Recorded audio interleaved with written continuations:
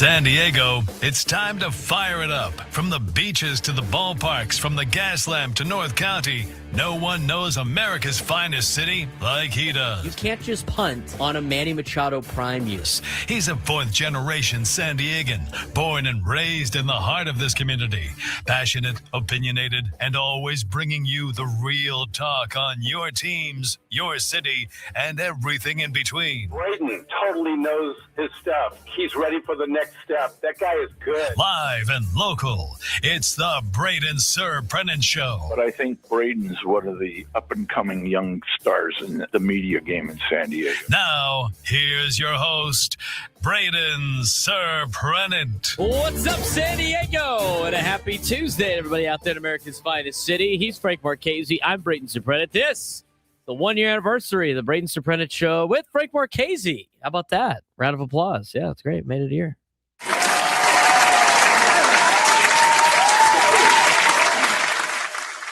The first day that we worked together for the full calendar year. On Mark Grant Day of all days. Mark Grant Day. Happy Mark Grant Day. Does Mark Grant know it's his day today? Probably not. Probably not. Probably has no idea it's Mark Grant Day today. I love that we continue to do that bit throughout the year. The downside is that you get to like the end of the month and it stops being any of those days because of the numbers get all jacked up. But happy Mark Grant Day. Hopefully Mark Grant can bring home a winner today, or maybe get the offense going a little bit after last night. Padres lost to the Giants 3-2 last night. Another game where the offense just felt like it disappeared. And only Jackson Merrill recorded a hit yesterday off of Trevor McDonald through 7 innings. The pattern for the offense continues. Dead early and dangerous late. And we got a lot to talk about when it comes to the offense today, when it comes to Fernando Tatis Jr., when it comes to what Craig Stammen said yesterday. A lot of trending topics for Major League Baseball that we're going to get into. Also, today is the blood drive.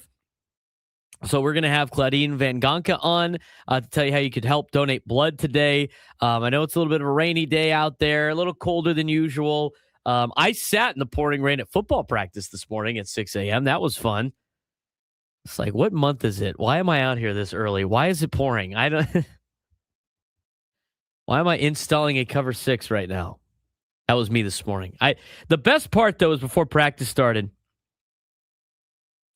our defensive coordinator asked the head coach, Coach Doyle, he's like, is it supposed to rain today? Is it supposed to like rain a little bit? Yeah, it's only like 35%. And I think it's just like, I think this is it right now. But it was before it started raining. And it started pouring.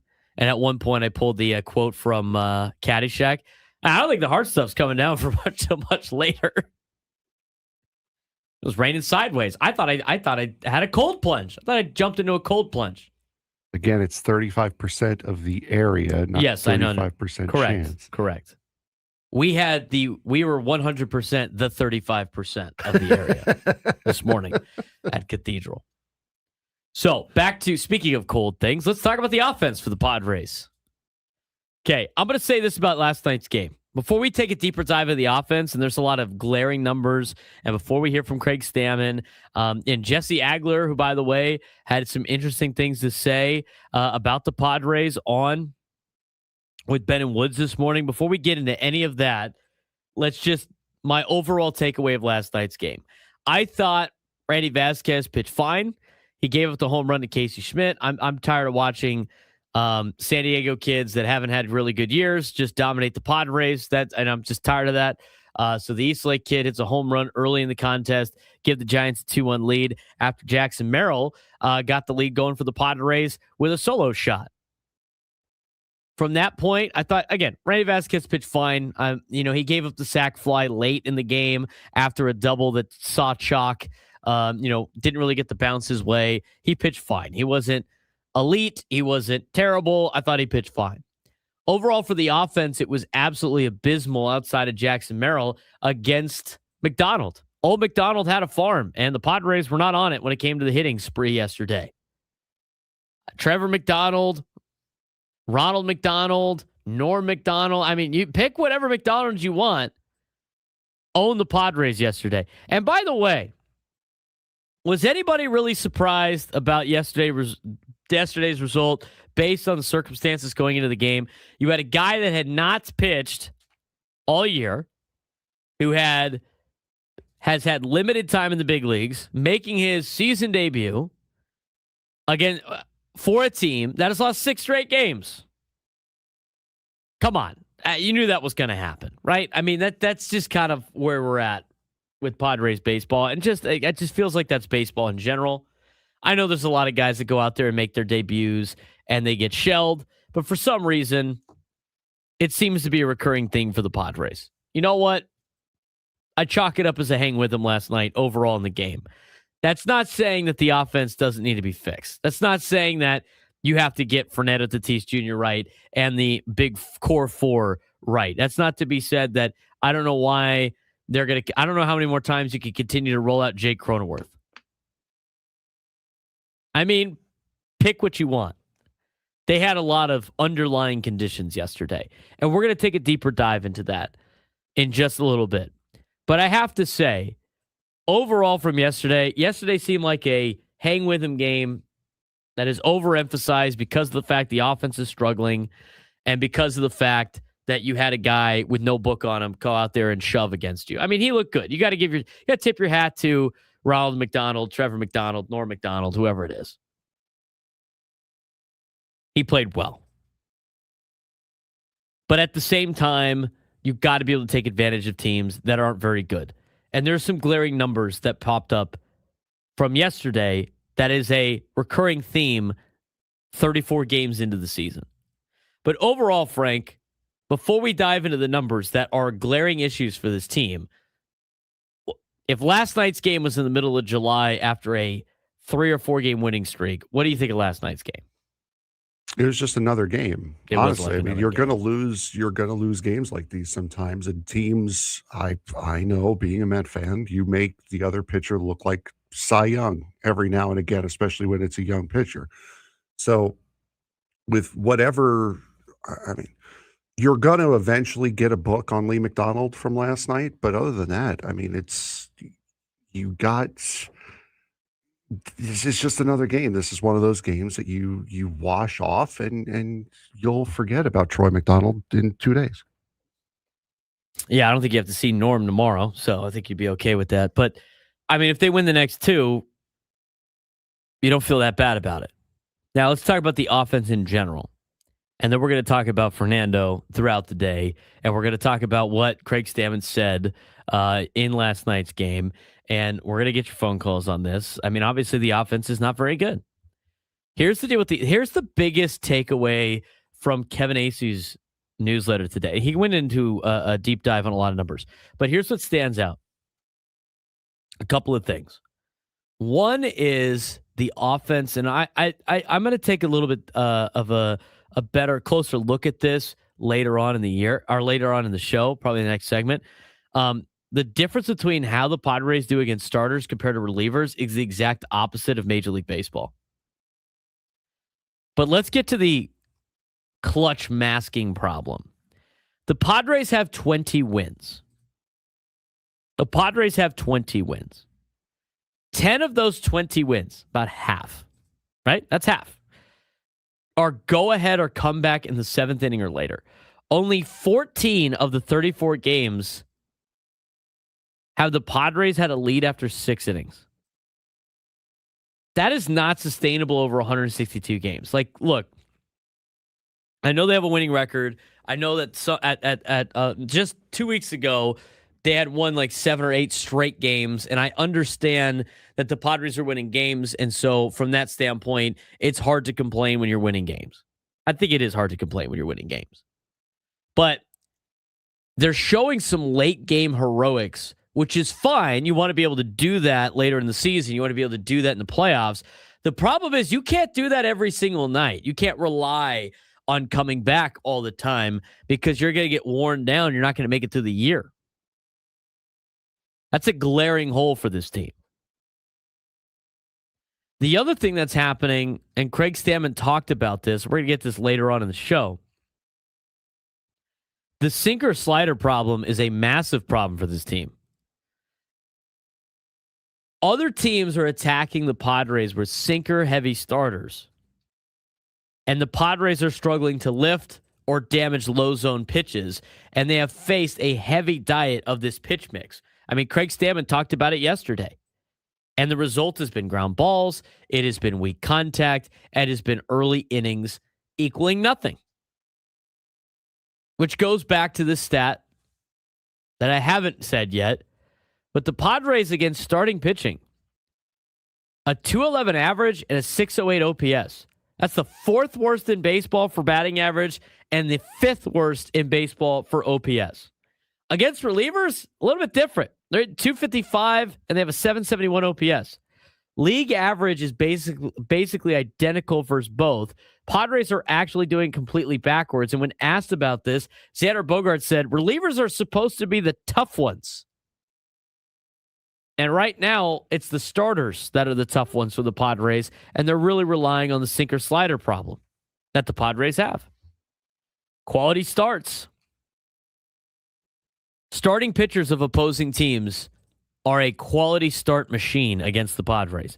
16 quality starts allowed in 34 games. That's basically every other game the opposing starter dominates the Padres. You can't just say, well, we're just going to tip our cap. The guy was good. I mean, that is a recurring trend, which leads to approach issues early in games. If you look at the numbers that the Padres have first time through the order against starting pitchers, and you see what their stats are in the early innings of games, they are chasing way too much.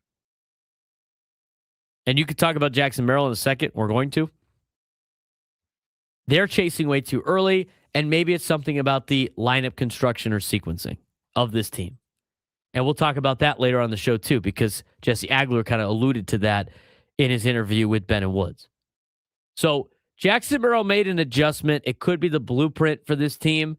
We'll talk about that when we go to break. And we'll talk about the offense as a whole, because right now it's not clicking. Right now the approach is off. And right now there are some other glaring stats that need to be addressed that might paint the picture of why the Padres are struggling so much offensively.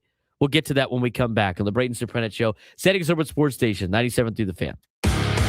Tune in Thursdays at 9 a.m. for 97.3 The Fan's Epic Padres Roundtable. San Diego Gulls season comes to an end after a first-round playoff exit to Colorado, and it's a tough finish to a strong year for the San Diego Gulls.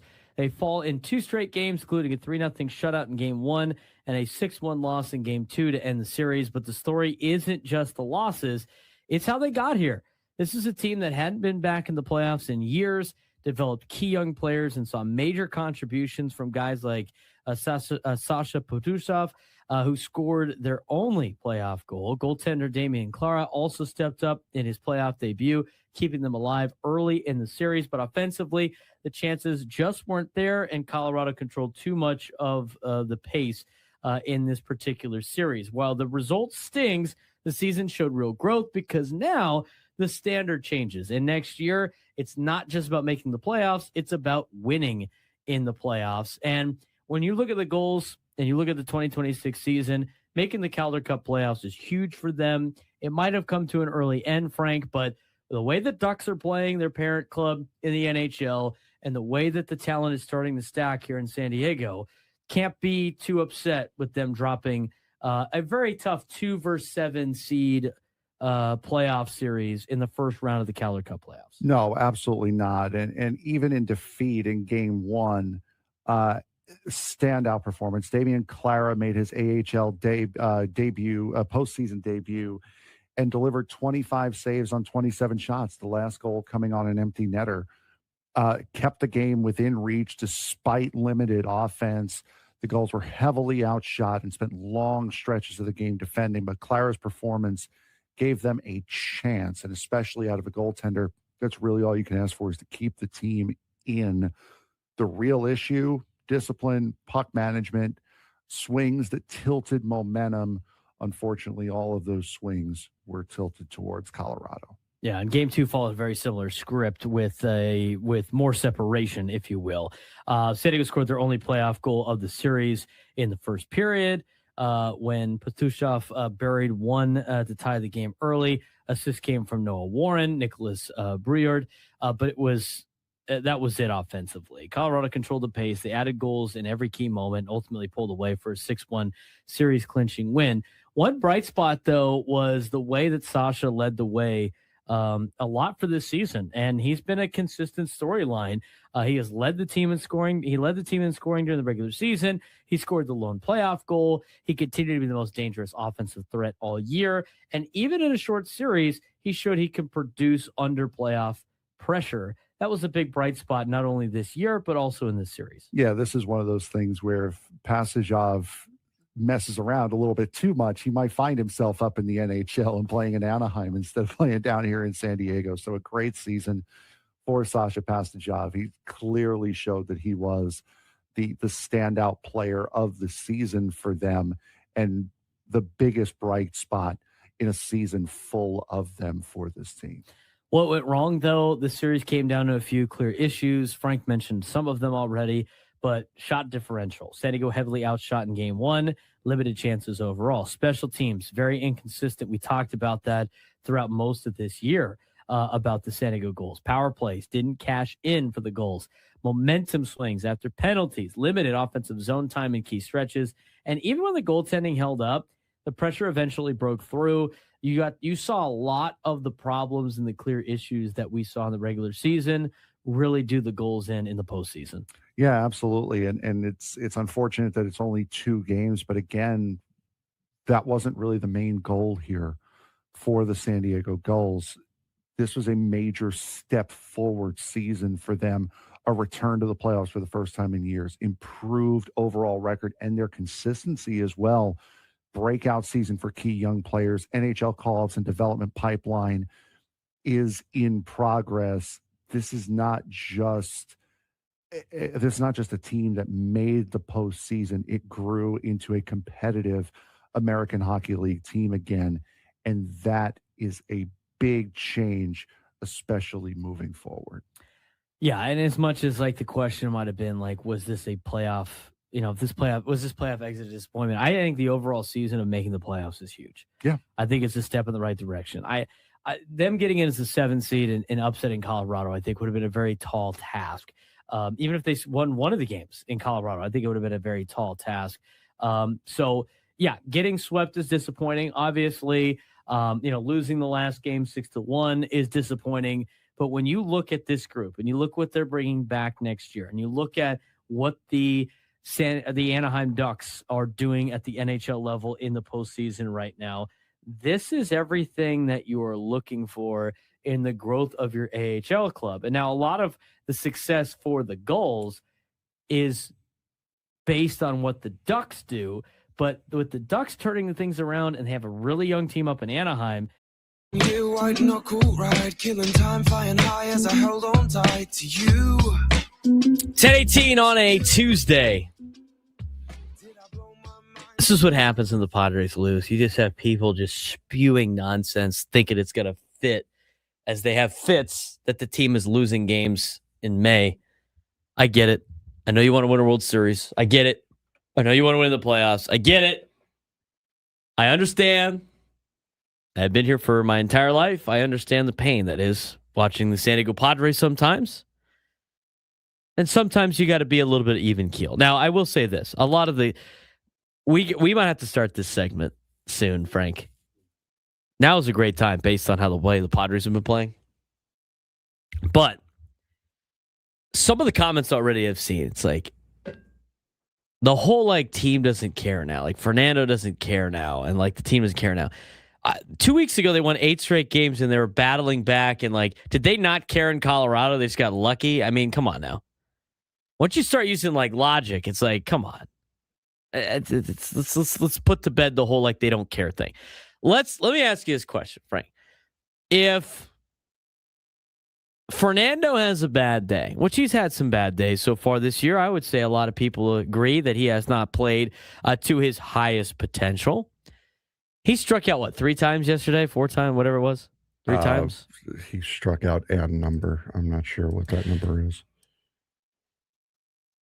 Is the fact that he walked back sad mean he's not invested and doesn't care?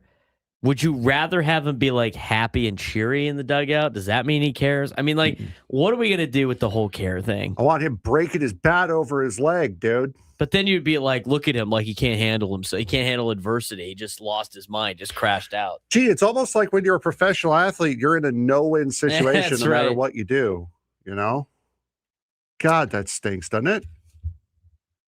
That's just what happens when the team loses. Everybody's like all over it.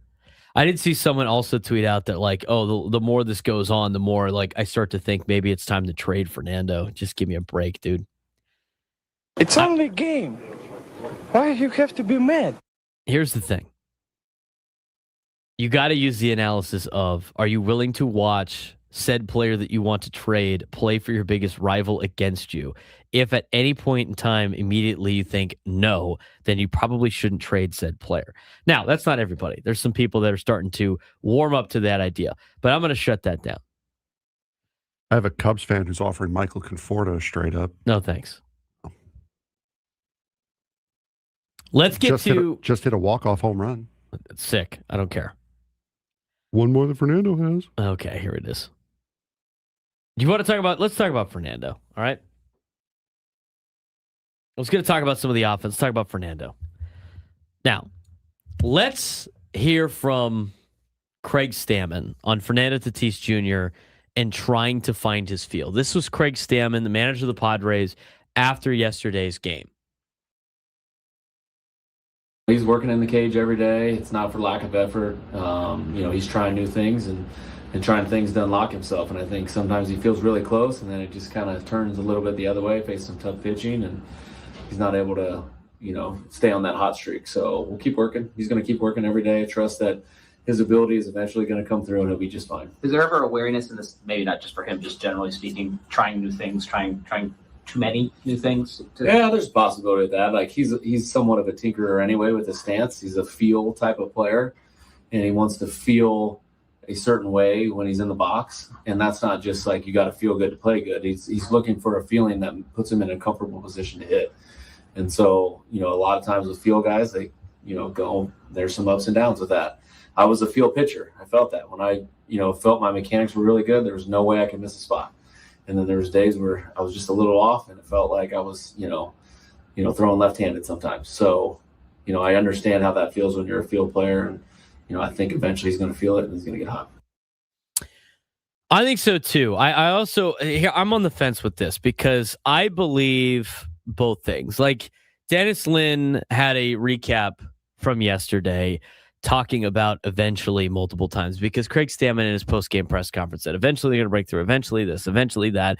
And I get it. Like it's May 5th and you get to a position where you don't want to hear that anymore. You want to see the results.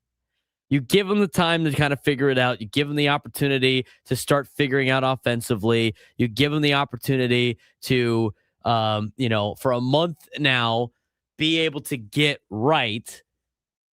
There's only so much more of the, like, eventually it's going to happen.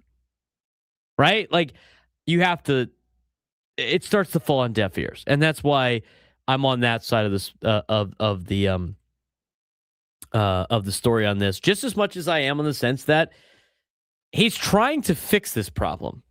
And Fernando is a tinkerer. I mean, how many times we've seen, by the way, all these swing coaches on Twitter post all the different swings that Fernando has. I mean, he's constantly tinkering with the swing. He's going to keep doing it until he finds the feel that he likes. And then that's what he's going to stick with. And then from that point, he's going to be trying to lock in his new adjustments.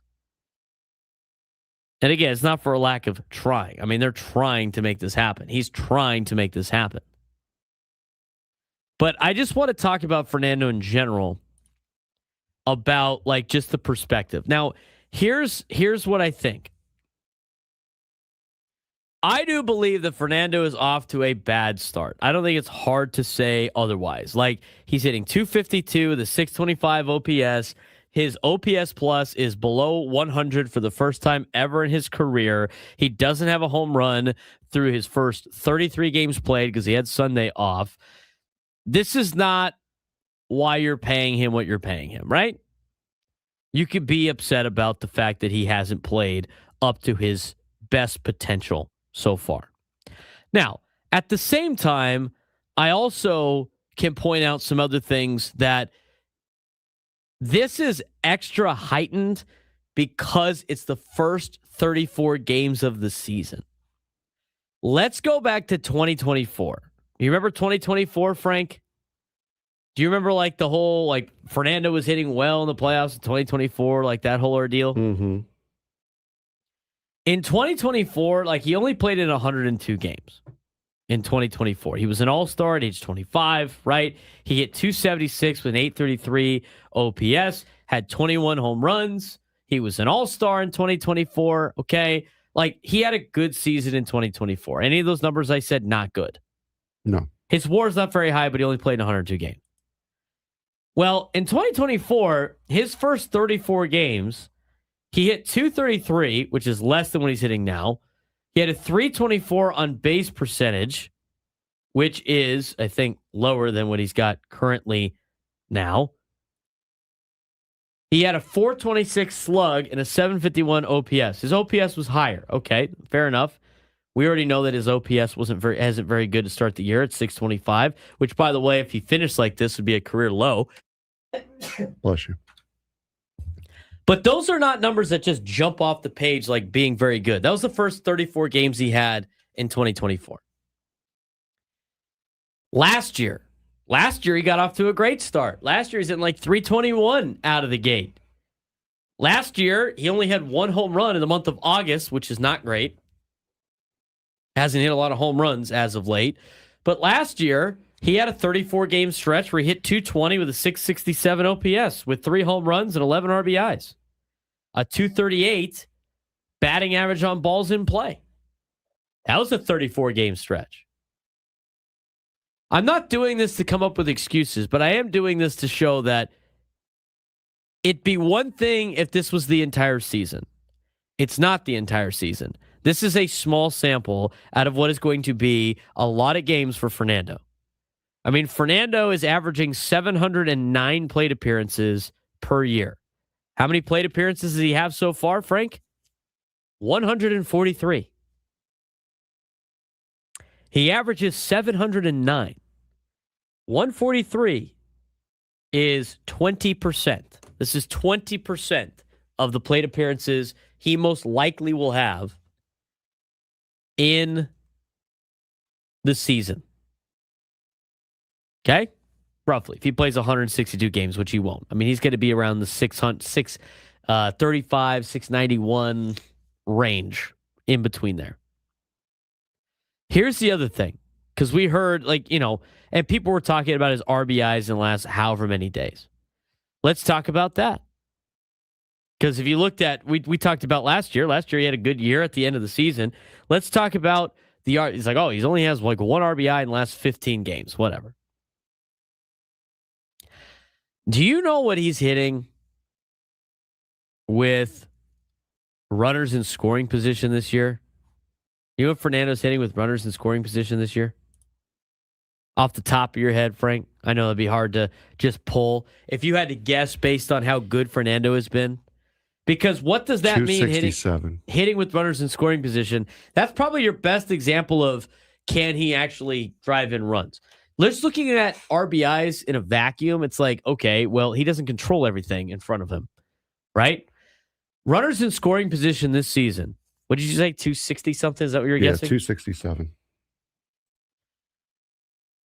Fernando has had 32 plate appearances with runners in scoring position. He has walked 4 times.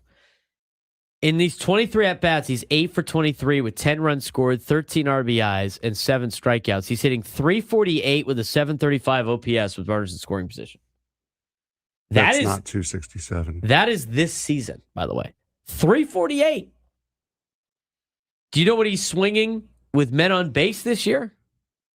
Remember, that was the whole deal. We got to get Fernando up with guys on base. We got to get Fernando up with runners in scoring position.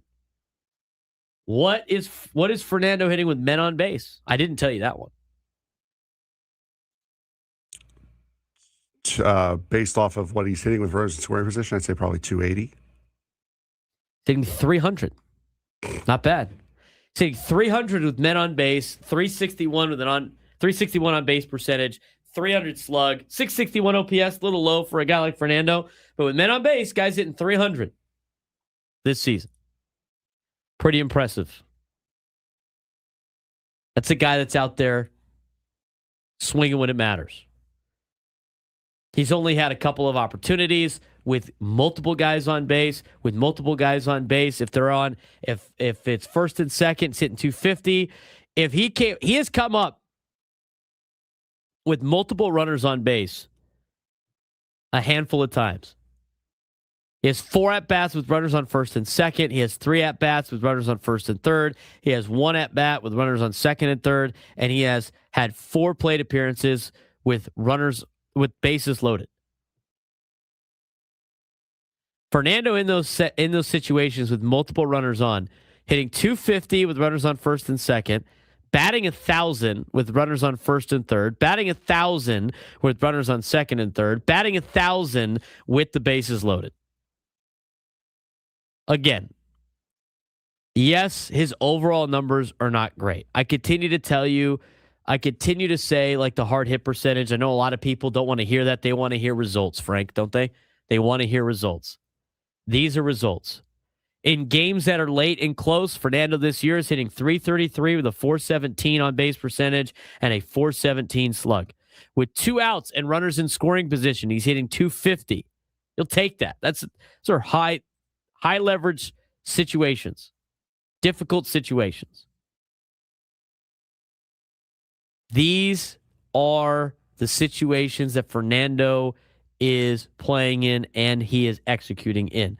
I know his overall numbers aren't jumping off the page. I know he has not hit a home run this season. The last thing I want to bring up, because I do find this interesting. When Fernando sees a starting pitcher this year for the first time, what do you think he hits? I'm throwing you on the spot. I just want you to play like, let's just guess based on what I've seen. 120. It's 069. It's terrible. First time when he goes up to bat against a starter, first time he sees the starter this season, he's batting 069 with a 156 on base, a 103 slug, and a 260 OPS. All terrible numbers. I would agree with that. Do you know what he does the second time he sees that starter? Go ahead and guess, just for fun. 285. He's hitting 304. So after his first at-bat against a starter, he hits 069, right? Nice. Can't do it. As soon as he sees that pitcher one time, he hits 304 with a 407 on base and a 348 slug. His OPS jumps up to 755. Are those the best numbers he's ever put up? No, they're not. But to sit there and say, like, he's not doing anything or he's totally lost or whatever, he's still contributing for this team. He's going to figure it out. He's working on things. As Craig Stammen mentioned, we played the audio. He's still putting up the underlying numbers show that he has not been pathetic at the plate. If you want to talk about what the Padres have done offensively against relief pitchers, I mean, everybody's done well against relief pitchers. First time facing a relief pitcher in the game, which is relatively the only time you do it. Fernando against relief pitching. Do you want to know what that is? 150. He's hitting 357 against bullpen arms this year. That's supposed to be like the electric arm you can't hit. He's hitting 357 with a 785 OPS. Couple of doubles. What does this mean? I don't really know what it means. I will say this. I think it shows you that this guy is still a really good baseball player, and this guy is working on his swing, and just looking at his overall numbers and bitching about it without looking at other things that he has done, I think is a little malpractice. What's your biggest takeaway from what I just explained to you? He's fine. The biggest complaint is the fact that he hasn't hit a home run yet. That's it. Once he does, he'll be the greatest hitter alive again. That's all there is to it with this. I don't understand where all of this vitriol comes in. He's still hitting. He's hitting over 260. Mm-hmm. Of your big three, Fernando, Jackson, and Manny, Fernando is number one. He is the best of the three. Now, that's not saying much with all three of them not hitting all that well, but he is the best, and he is the best by far. He's got a 40-point lead over Manny in batting average and Jackson, whatever Jackson's hitting now after last night. He is still a superstar player. That's all there is to it. I don't understand. Again, it can't just be he has a no-hit long ball. It can't just be that. You can't just look at 0 in home runs and say he's not good anymore. Well, and here's that's just laziness. Here's the debate too. Like, and the other thing was, we were told like, well, look how he has batting second compared to other batters that bat second in terms of like production. Fernando this year has hit. He has had 27 games where he started in the number 2 hole. He's hitting 275 batting in the second spot this year, 676 OPS. OPS is low. That needs to be better for sure. His OPS plus in that situation is a 117, which is 17 percentage points higher than most everybody else in baseball, right? The average player in baseball. When you look at like the league splits, and a lot of the best players are batting second right now in Major League Baseball, his average is way higher than guys batting second. He's hitting 275. League average is 256. His on-base percentage is the exact same, 353 is league average. His biggest problem is his slug is low. 437 league average for slug in the 2 spot, which, by the way, is the highest out of any batting order in Major League Baseball. And his OPS is low too at 676, which I said he needs to be able to have a little bit more slug, hit the gaps a little bit more, something that he has been working on. And that also in league average, the batting second, the highest out of all of the batting order positions. 790 is the highest OPS. So he's competing with some of the best in Major League Baseball in that particular category. But I think the overall takeaway is Fernando is not hitting home runs. Fernando does care. I don't know why I have to address that. And Fernando is going to turn things around. I almost guarantee that he's going to turn things around. Maybe he won't, and then he'll just have a lousy year. But there's really nothing more you could do about it. Tatis is not a superstar player. He has to earn that. It's not given. Who said that? There it is. That's a guy that believes in Luis Ariz too. He already commented about that earlier. But again, to say he hasn't been the same hitter is also not factual. Because a lot of those numbers that he put up in those years, he's actually hitting the ball harder now and swinging the bat harder without steroids, without performance-enhancing drugs now than he did when he was on, allegedly, the drugs. Go look at those numbers. You want to talk about the overall numbers with the Padres? We'll take a deeper dive in that when we come back because we're well over break here on the Braden and Surprenant Show, San Diego Summer Sports Station 97 through the Fan. It's been a while, but they're back. San Diego FC finally looked like themselves again and still couldn't finish the job. A 2-2 draw against LAFC, but here's the real story. San Diego led 2-0 late in the game and completely controlled things for 80 minutes. Marcus Varksen scored twice. Anders Dreyer was creating everything, and it felt like this was the bounce-back performance they needed. Then it happened again. A goal in the 82nd minute, and then the equalizer in the 14th minute of stoppage time. At this point, it's not bad luck. It's starting to be a pattern for San Diego FC. This team can play, they can compete, but they can't close. And until they fix that, these results are going to keep happening. Recap progress until the end. For the first time in weeks, San Diego FC looked like themselves again, but the ending's still the same story. They played LAFC to a 2-2 draw at Snapdragon Stadium, snapping their losing streak, but extending their winless run to 9 matches across all competitions. And once again, they let it slip late, Frank. Yeah, it was the best performance in weeks. We'll start there because that's where it matters. This was easily San Diego FC's most complete performance in over a month. Marcus Ingvartsen scored twice. Anders Dreyer assisted on both goals. One of them, the first one was from a corner kick in the first 10 minutes. They built a 2-0 lead and controlled much of the match for 80 minutes. Problem is, professional soccer matches are 90 minutes. So this is like the team we saw earlier in the season, composed, aggressive, and dangerous in the final third, even against LAFC, who is very, very good. San Diego dictated the game, which is what you saw not only at the beginning of this year, but all throughout last year that made them the number one seed in the Western Conference. The problem, though, of course, is the same collapse, different night. I mean, the last 10 minutes, again, as you mentioned, they played 90 minutes in soccer, not 80. They gave up the goal in the 82nd minute. Goalkeeper CJ Dos Santos left with an injury in stoppage time. You just got him back, and now he's already back to being hurt.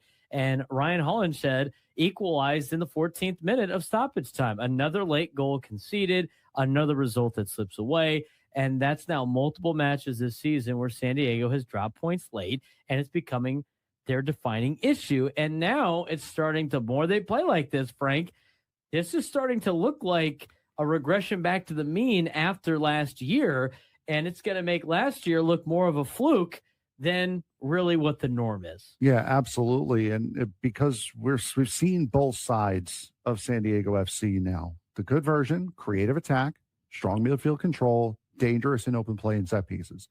Their problem right now is they cannot close games for the life of them. They struggle in the final minutes, lapses in focus under pressure. Head coach Mike Ibarra said it. They were in control at 2-0. Good teams finish that game. And right now, San Diego FC is not doing that. They're not chasing the game anymore. Portland, the first 20 or so minutes from Portland 2 weeks ago, they looked great. They looked like this San Diego FC team. They looked like the San Diego FC team that made it through in the CONCACAF Champions Cup earlier this year. But then complacency started to really trickle in, got lazy in their passes on the back line. It got turned over and Portland scored. They're not chasing games anymore. Now they're just beating themselves. Let's look at the big picture. Even in a draw, there are signs of life for San Diego FC. The Dreyer and Varkson connection still there, still elite. Team showed real energy again, which we hadn't seen in a couple of weeks. They proved they can compete with top teams, not only in the MLS, but also they proved that they could do that in the CONCACAF Champions Cup as well.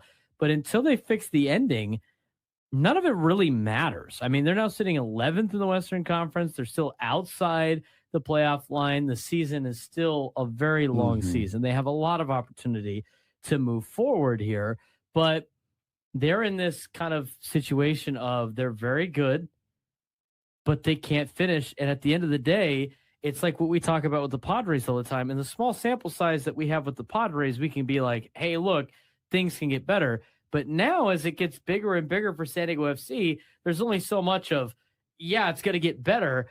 And until they fix that final 10 minutes, it's not getting better where it matters. And that's in the win column. And that's where San Diego FC is really lacking. Yeah, absolutely. I don't think they've won since they lost to Toluca. Yeah, it's been non-wins. Yeah, it's been very, very thin for this team and for a fan base that's not used to seeing this out of this squad. It's going to get very, very tense and very impatient.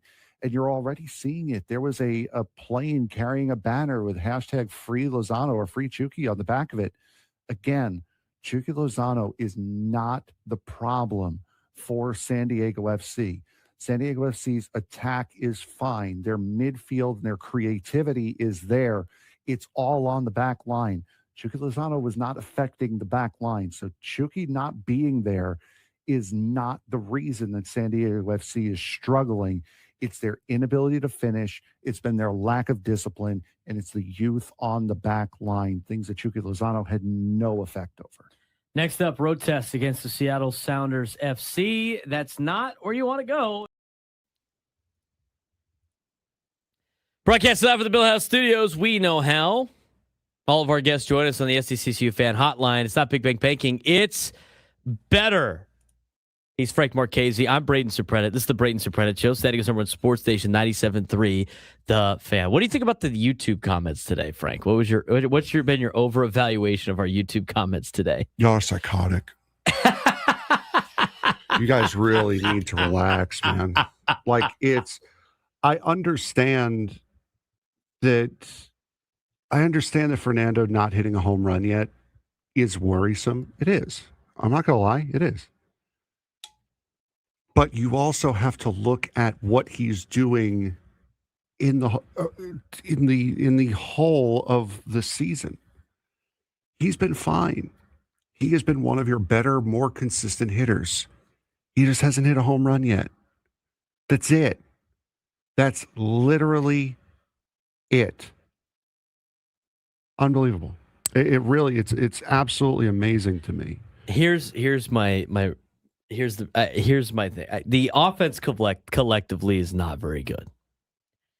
And a lot of it, we're going to dive into like what their sounds like they are going to make some changes with the lineup. It sounds like there might be some things on the horizon here for this team when it comes to trying to, help with the offense a little bit. And there's going to be some adjustments that need to be made. I think collectively as a team, they're not hitting the ball very well.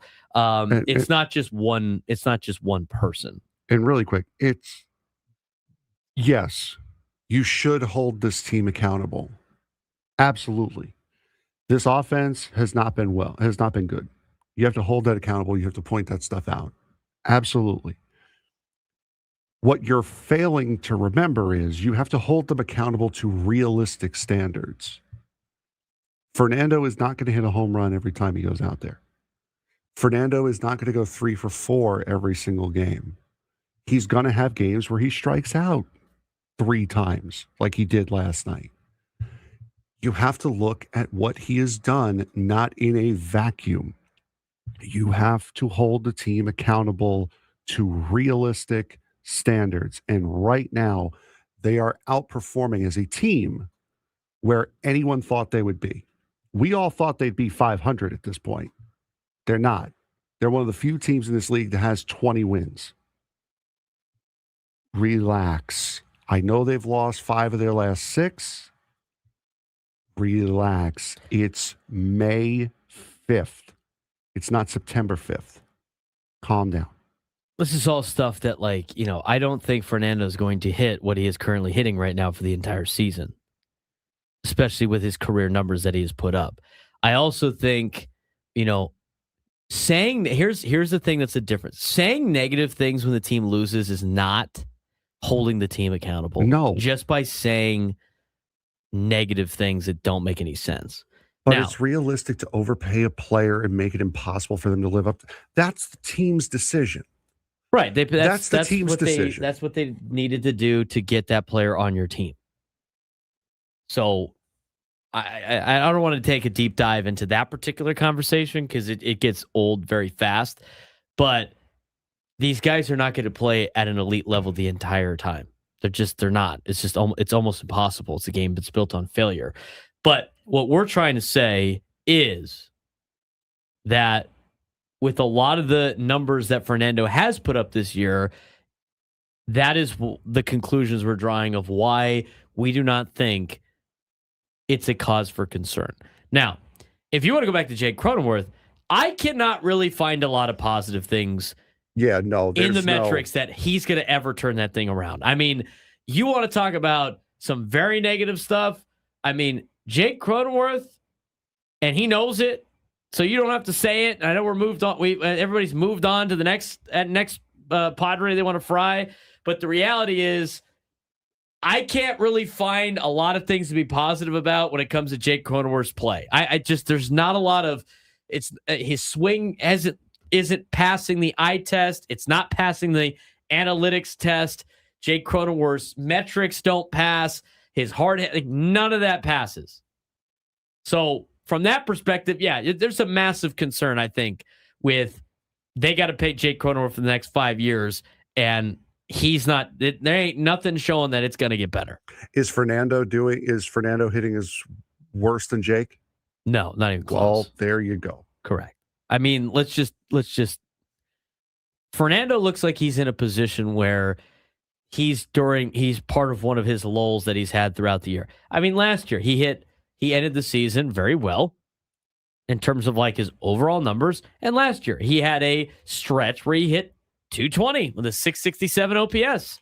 That was from games 50 to 83 last year. He hit 220 with a 667 OPS. He finished last season hitting 268 with an 814 OPS. I mean, anything over 800 OPS wise, a step in the right direction. Last year, his OPS plus was 125, 25 percentage points better than an average baseball player. That was last year. He had a stretch just like this last year. The only difference is he had 3 home runs during that stretch. He has 0 during this stretch. He actually has more RBIs during this stretch than he did during last year's terrible stretch. First 34 games for him in 2024, he hit 233. He had 4 extra RBIs and 6 home runs. 751 OPS. I mean, he's going to go through stretches like this throughout the season. It's just heightened because it's at the beginning part of the year. If you have a bad spell at your job, like if we put together a couple bad shows in a row and we feel it, think about how you would react if you're like in a down spell in your job. You're going to be annoyed. You're going to be frustrated. The amount of money you make doesn't change that fact. It might change Correct. it for a guy like Anthony Rendon, who just just stole millions of dollars from the Angels. Just because Fernando is making $350 million doesn't mean that he is not as upset as you would be if you were doing poorly at your job. Think of it that way. It's not a matter of, oh, I got money, I'm good. No. He is just as annoyed. He is just as frustrated as anyone else who is under succeeding at their job. Period. Same thing with Jake too, for that matter. Right. He ain't happy with how things are going. I know that we got a lot of people on hold. We got to try to get some of these phone calls in. Then we're going to take a quick break, at the top of the hour, and then get back to this Padres conversation. Let's get out to Ron in La Mesa. Ron, what's going on? Gentlemen, welcome to Psychiatric Hotline. Holy Lord, guys. Hey, guys, at least we're not Frank. The poor guy's not freaking out with the Mets losing like they are. Hey, we've won 3 of our last 4. Calm down.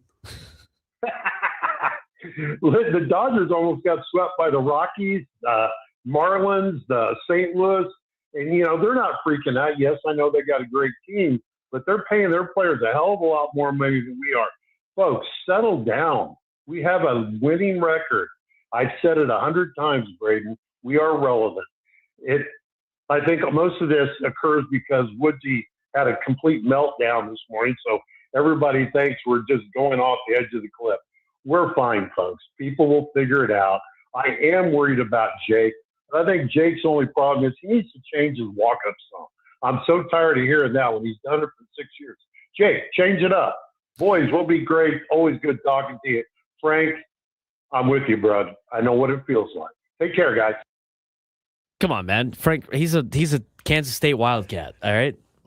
Goes through a lot of pain, too. Jake is trying things. All right. He shaved last night. You know what? Maybe he'll change. Maybe he'll change drag reduction. That's right. Maybe he'll change the walk-up song. I mean, come on. It's a frustrating loss last night. The offense in general is not playing well. It's not an individual thing.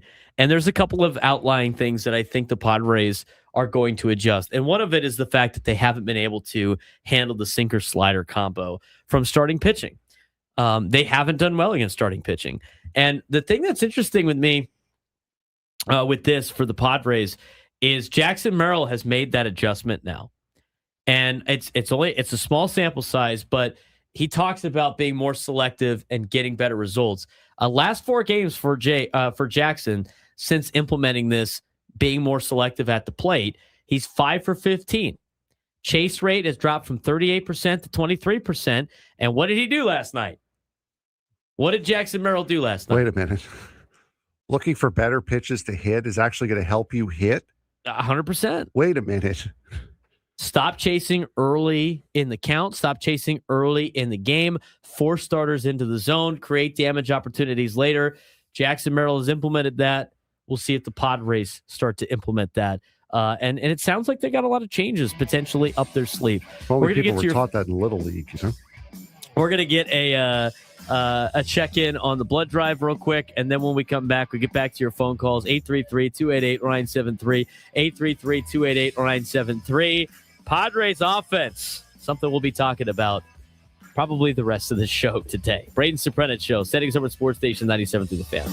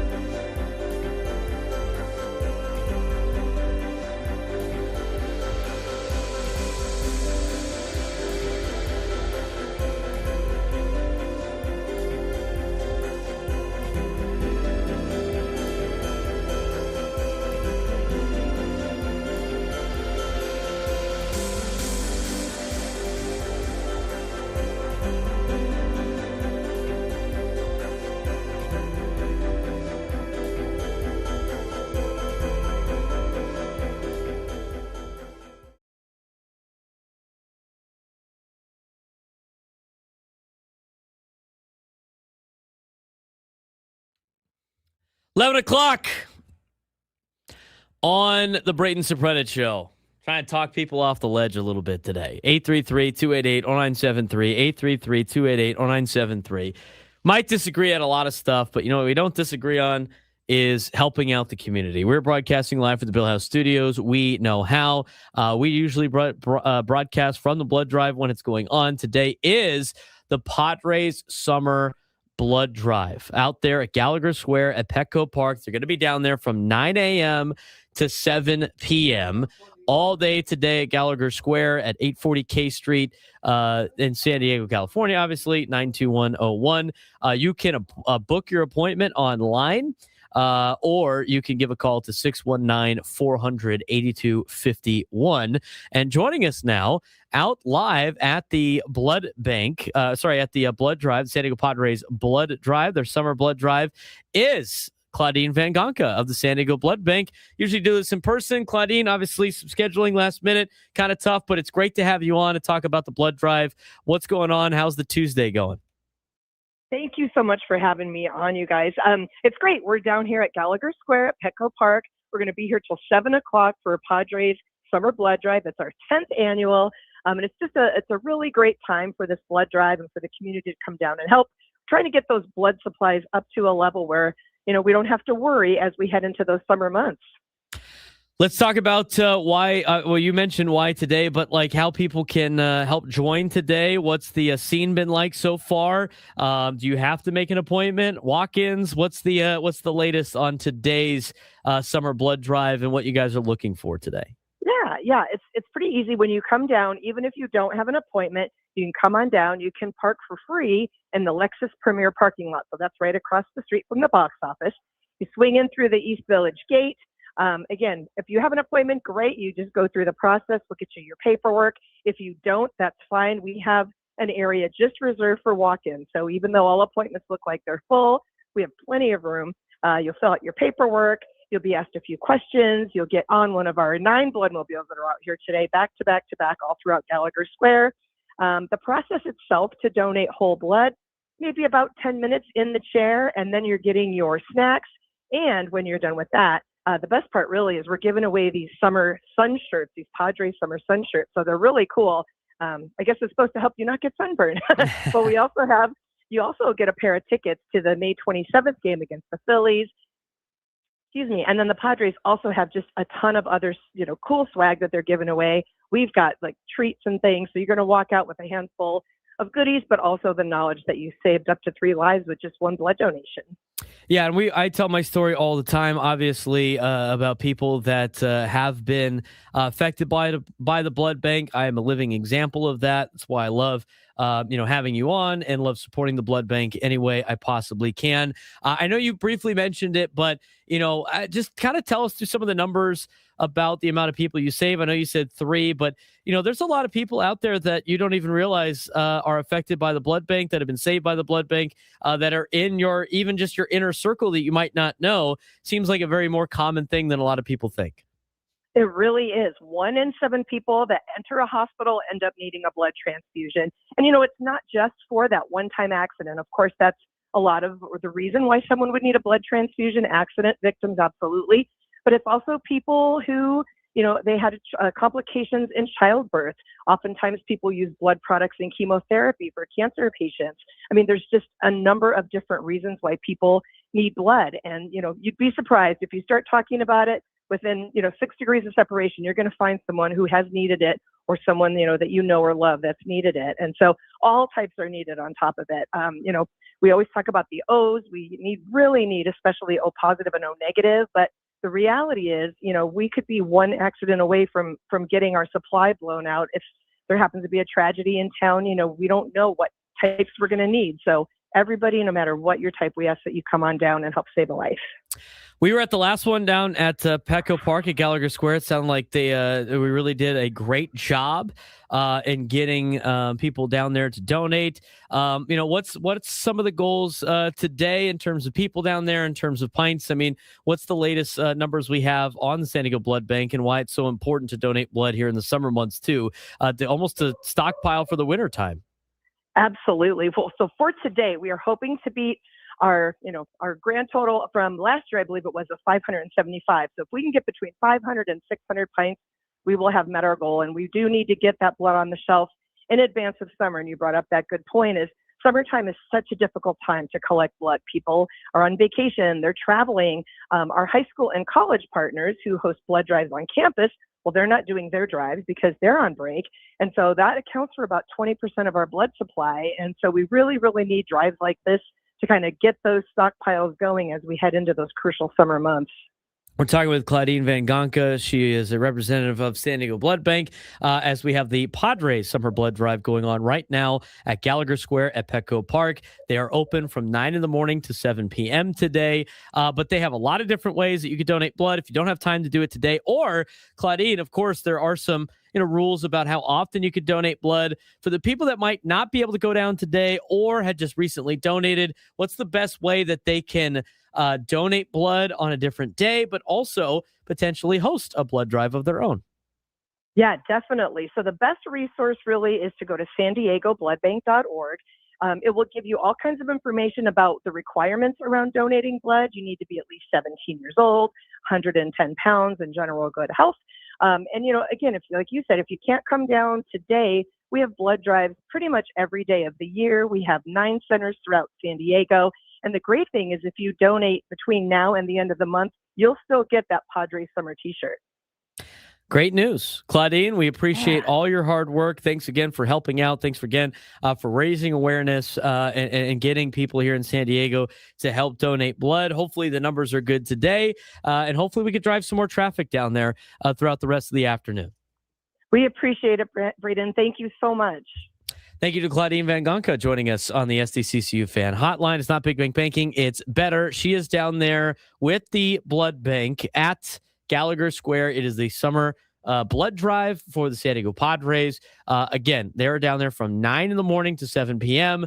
Parking at the Lexus lot is free. You get a lot of cool snacks. You get a t-shirt. You get a bunch of different cool things and tickets to the game between the Padres and the Phillies on May 27th. So a lot of great reasons to donate blood. You help save lives like mine. You also get to help out a lot of people in the community, and you get some snacks and you get a lot of benefits. Frank Marchese donated blood last time he was down there. We really appreciate Frank, of course, for doing that, and all of you that have done that. So if you have time today, if you're in the downtown area, if you can make it to Gallagher Square, either on your lunch break or after work, we really encourage you to do that and help out this community and help out San Diego. There's a lot of people that need your blood transfusions, and they're trying to get to a different goal. This year, again, summertime hard, wintertime hard. People are on vacation, not thinking about the blood donations, but we really appreciate when you guys are able to do that. I do want to get back to the phones, 833-288-0973, 833-288-0973. We'll talk more about the Padres offense in just a little bit, but let's get out to the phone calls. Kevin in Chula Vista, you're on the Braden Surprenant Show. What's going on, Kevin? Oh, hey there, Braden. Nice mix of weather here today. A little bit different, and that's good. So getting back to the discussion here on Fernando and what have you, the statistics I'm not going to argue with. You're correct in terms of what the production is overall. But, you cannot deny that the evaluation and expectations of Fernando, and I'll include Manny in that, Xander Bogaerts, all the big contract guys, they're expected to produce at high levels. Especially Fernando, because he had the 42 home run season, and then after that it all unraveled with the injuries and the PED. And so since then, the big home run production is gone. The question is it ever going to return? We've not seen any trend line over the last 3 years that will indicate that that's going to return. That's just the facts as we know it. So whether it's fair or not, I'm not going to debate that. But it is what it is. These guys are expected to carry this team in the big moments. People do not and are not interested in the constant garden variety of excuses of, well, it's early and he's adjusting his swing. Last year it was Victor Rodriguez, right? So when are we going to start blaming the hitting coaches again? I mean, come on. At some point, the players are responsible to produce but they are expected to produce, and at a very high level given the expectations that have been basically delivered by the media, if nobody else. And that's where we're at. Good, bad, or indifferent. Let me ask you this, Kevin. During the course of a 162-game season, how much of a slump is a player like him allowed to have based on failure in the sport? What is your leeway? Like because 34 games every single year, including the year he did very well and hit 42 home runs, he had a 30-something game stretch, maybe slightly less that year, where he hit 220 and his OPS was 600. I mean, eventually that's going to happen. It's the first 34 games this season, so it's a little heightened. How much failure are you going to allow a player like Fernando? Because you have to allow some. This is a game built on failure. I don't want to make excuses. I want to know your expectations, because he's not going to be able to hit that the entire season. It's almost impossible. What is the amount of failure he's allowed to have over what sort of stretch? I would like to know. Good question, and I'll go right back to what I said earlier. The benchmark for measurement for him was when we had the 42 home run season. People forgot about the 20 games or so. It's not about the slump. It's about impact, and it's about when the game is on the line. And again, I'm pointing out not just Fernando. I'm talking about Manny. I'm talking about Bogarts. I'm talking about all the cats that we've had now here for a number of years that have yet to deliver the World Series ring. That's what they were brought here for. That's what they were paid for. Honestly, let's admit that. Okay, let me ask you. I'm going to ask you another question. I just want to ask questions here. Okay. So I gave you the numbers. Do you remember his numbers for this season where he's not doing well in those clutch situations? Would you consider runners in scoring position an important part of the game? Absolutely, it's an important part. Did you hear the part where I mentioned what he's hitting with runners in scoring position in 2026? Did you catch that part? I'm not as frightened as I said at the beginning. No. Answer the question. Did you hear that? Did you hear that part? That's the part you brought up that you said was important.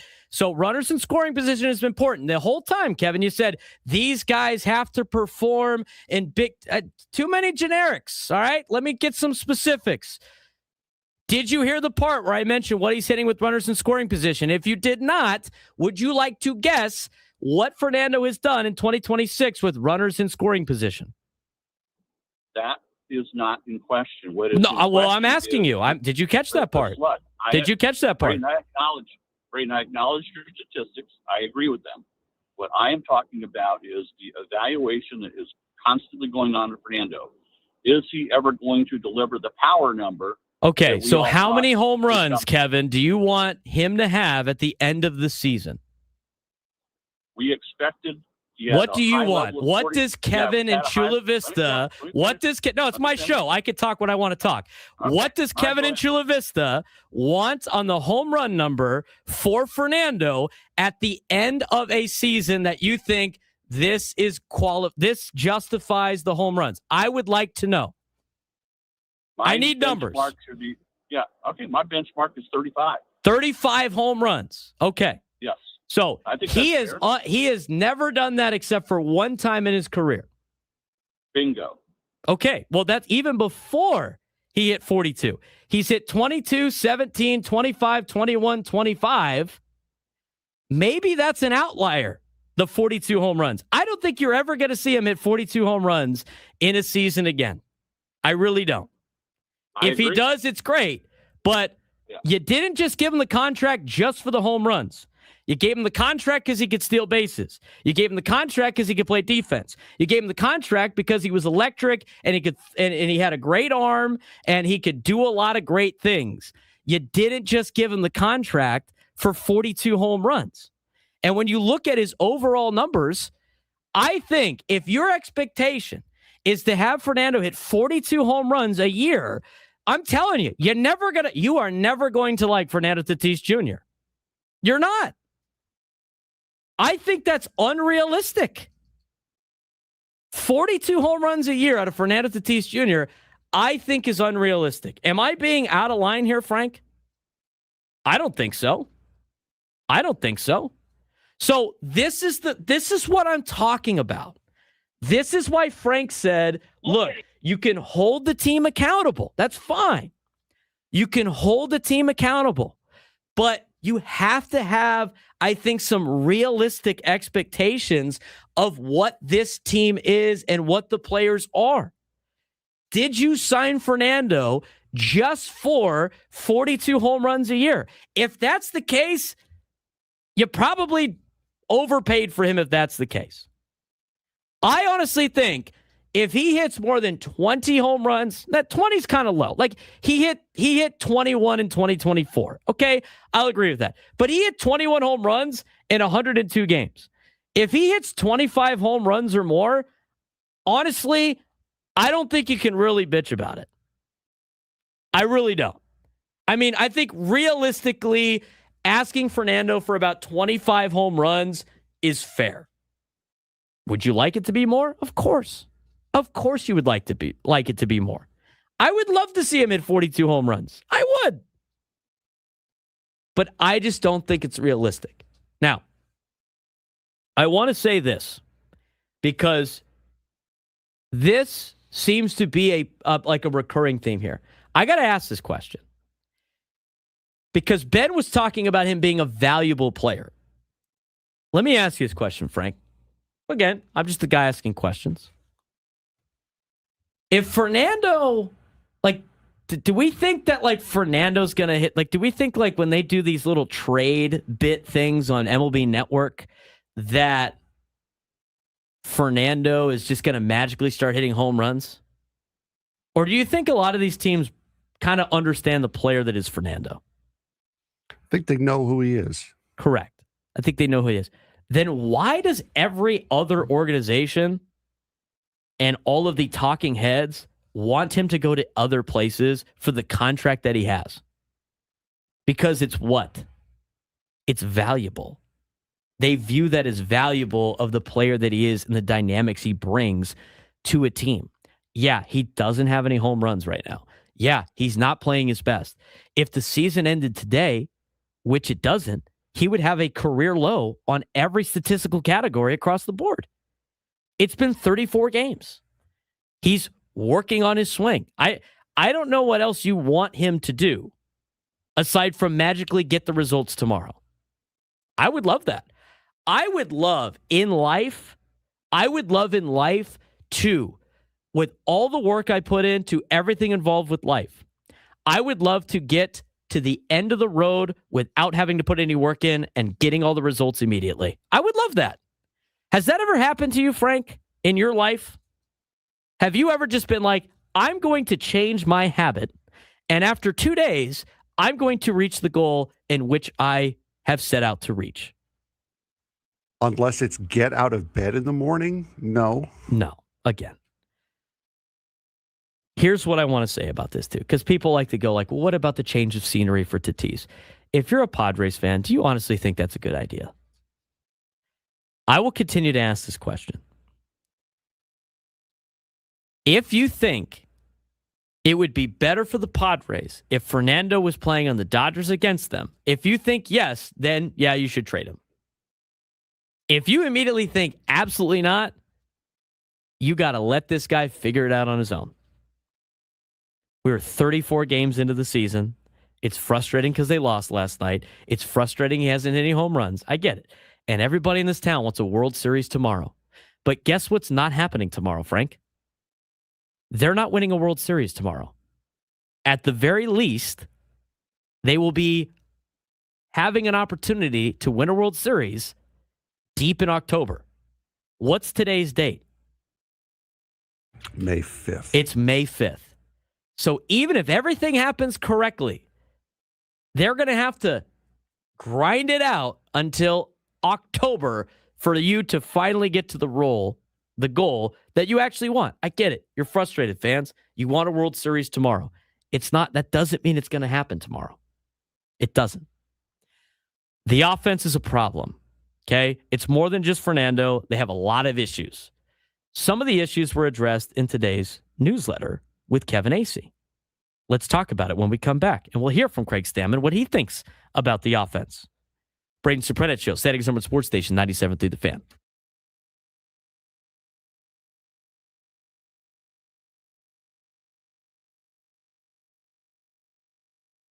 The NFL draft is over, but here's the real story on the draft. This wasn't about a superstar pick. This wasn't really about superstars at all. This was a depth draft. Teams like the Bills traded back, turning one pick into 5 because the talent gap just wasn't there this year. Meanwhile, the Dolphins, executives say they killed it, stacking talent and culture guys across the board. You saw aggressive teams like the Chiefs trade up, and patient teams like the Cleveland Browns sit back and still win. And don't forget the risks, injury concerns, older prospects, big-time gambles that could define this draft. But the biggest takeaway, the NFL is still built in the trenches. If you can't block or rush the passer, you're not going to win a lot of football games in the National Football League, or really any league for that matter.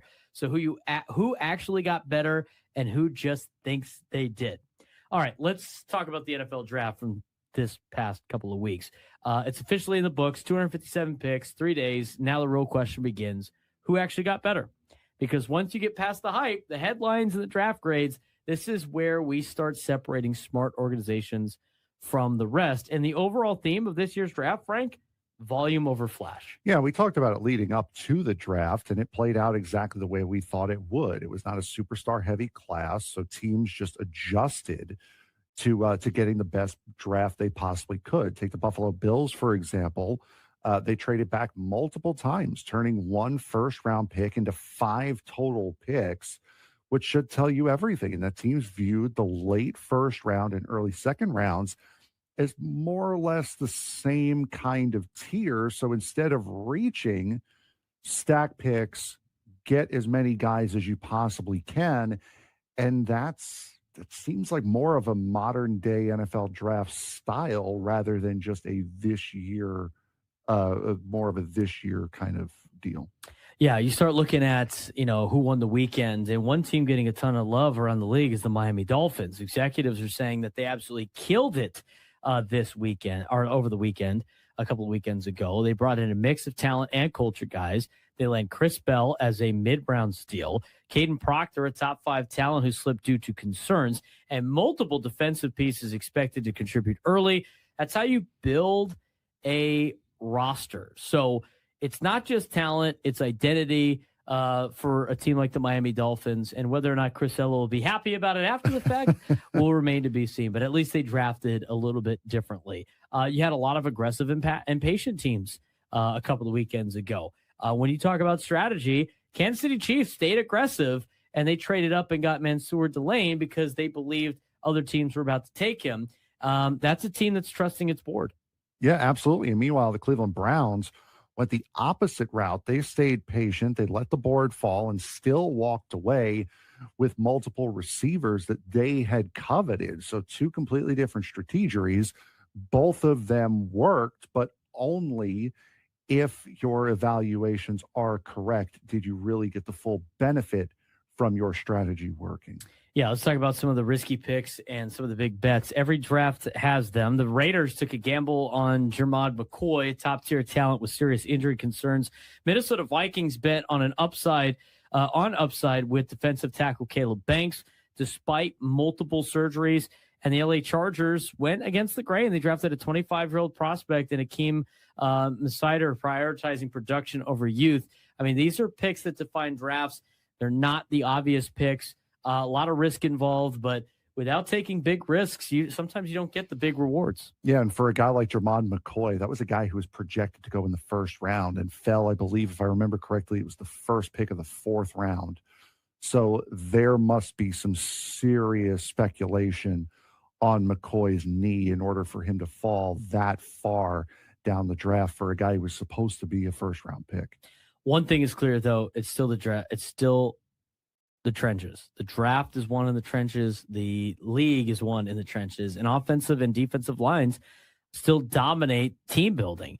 Eagles double down on the offensive line. Lions aggressively positioned themselves to grab a top tackle. Texans targeted interior linemen early. The message was clear. If you can't block and you can't rush the passer, nothing else really matters. But a few storylines to watch, a few under-the-radar developments. Steelers quietly took a swing at quarterback Drew Aller, betting on development, not immediate impact.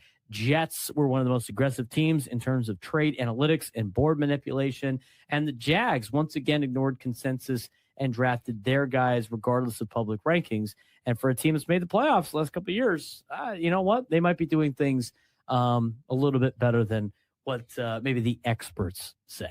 That's one thing that I have noticed over this draft was you haven't really seen too many teams saying, I don't think we hit on this one. Everyone seems to have a solid gut feeling, at least, of this draft. And not many analysts are too upset over too many teams' drafts, unlike in years past where you had real winners and losers. And we mentioned it multiple times. We said it before the draft, and now it's confirmed. It wasn't a superstar draft. It was a depth draft. It was finding starters draft. It was, trusting your system.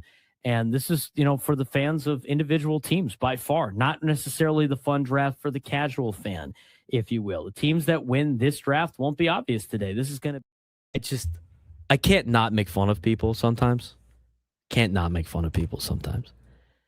There's certain people in our YouTube chat that only show up when the Padres lose, and they start just like saying their negative stuff that doesn't have any weight, and then it goes to like, nobody wants to win in this town but me. Everybody's just happy to be here. It's like, no, that's not the case, okay? They have a very big problem with Jake Cronenworth we haven't really talked too much about because everybody's focused on the fact that Fernando has hit a home run. We haven't talked too much about Jake Cronenworth. Not in the last couple of days. Have you listened to the show the last 2 weeks? We had to stop talking about it. Bro. We had to stop talking about it because it was like... Talked about Jake Cronenworth every day. I still love the fact that like somebody was like, nobody in the media is smart enough to talk about this. And it was literally a subject of ours for an hour on Friday. Come on, man. We're not the media, dude. We're podcasters. That's right. That's what the kids say. Hey, Coach, I was listening to your podcast in class. I got in trouble. It's a radio show. Maybe you would have not gotten in trouble if you didn't call it a podcast.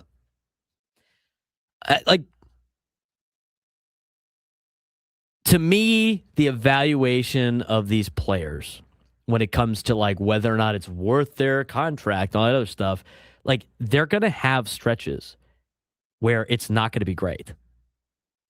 Let me ask you that question. I asked Kevin that question. He didn't really have an answer. Let me ask you the question. For superstar players, how long of a leash do you give them that they're allowed by us fans, allowed to go through a bad stretch? It depends on when in the season it is. I would say at least a month before I start really getting on a guy, especially if he's a superstar player, maybe a month and a half. So he's coming up on that time where it's like, we got to really figure something out here. But I mean, that superstars earn that leash. Correct. He didn't get a $350 million contract because they felt bad for him. They gave him that because he earned it. He earned the leash that he got. He earned the ability. Same thing with Manny. I would argue the same thing with Jackson Merrill as well. He's earned that leash. Xander Bogaerts too. But the problem is it's not necessarily the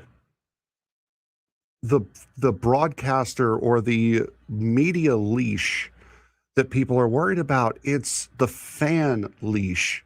And the fans give no leash to anyone. Unless you are a darling of the city, you get no leash, period, with a fan base. And that's not just this fan base. That's every single fan base. Every single fan base has this problem in every single sport, period. Yeah, you have to be grounded in some form of reality.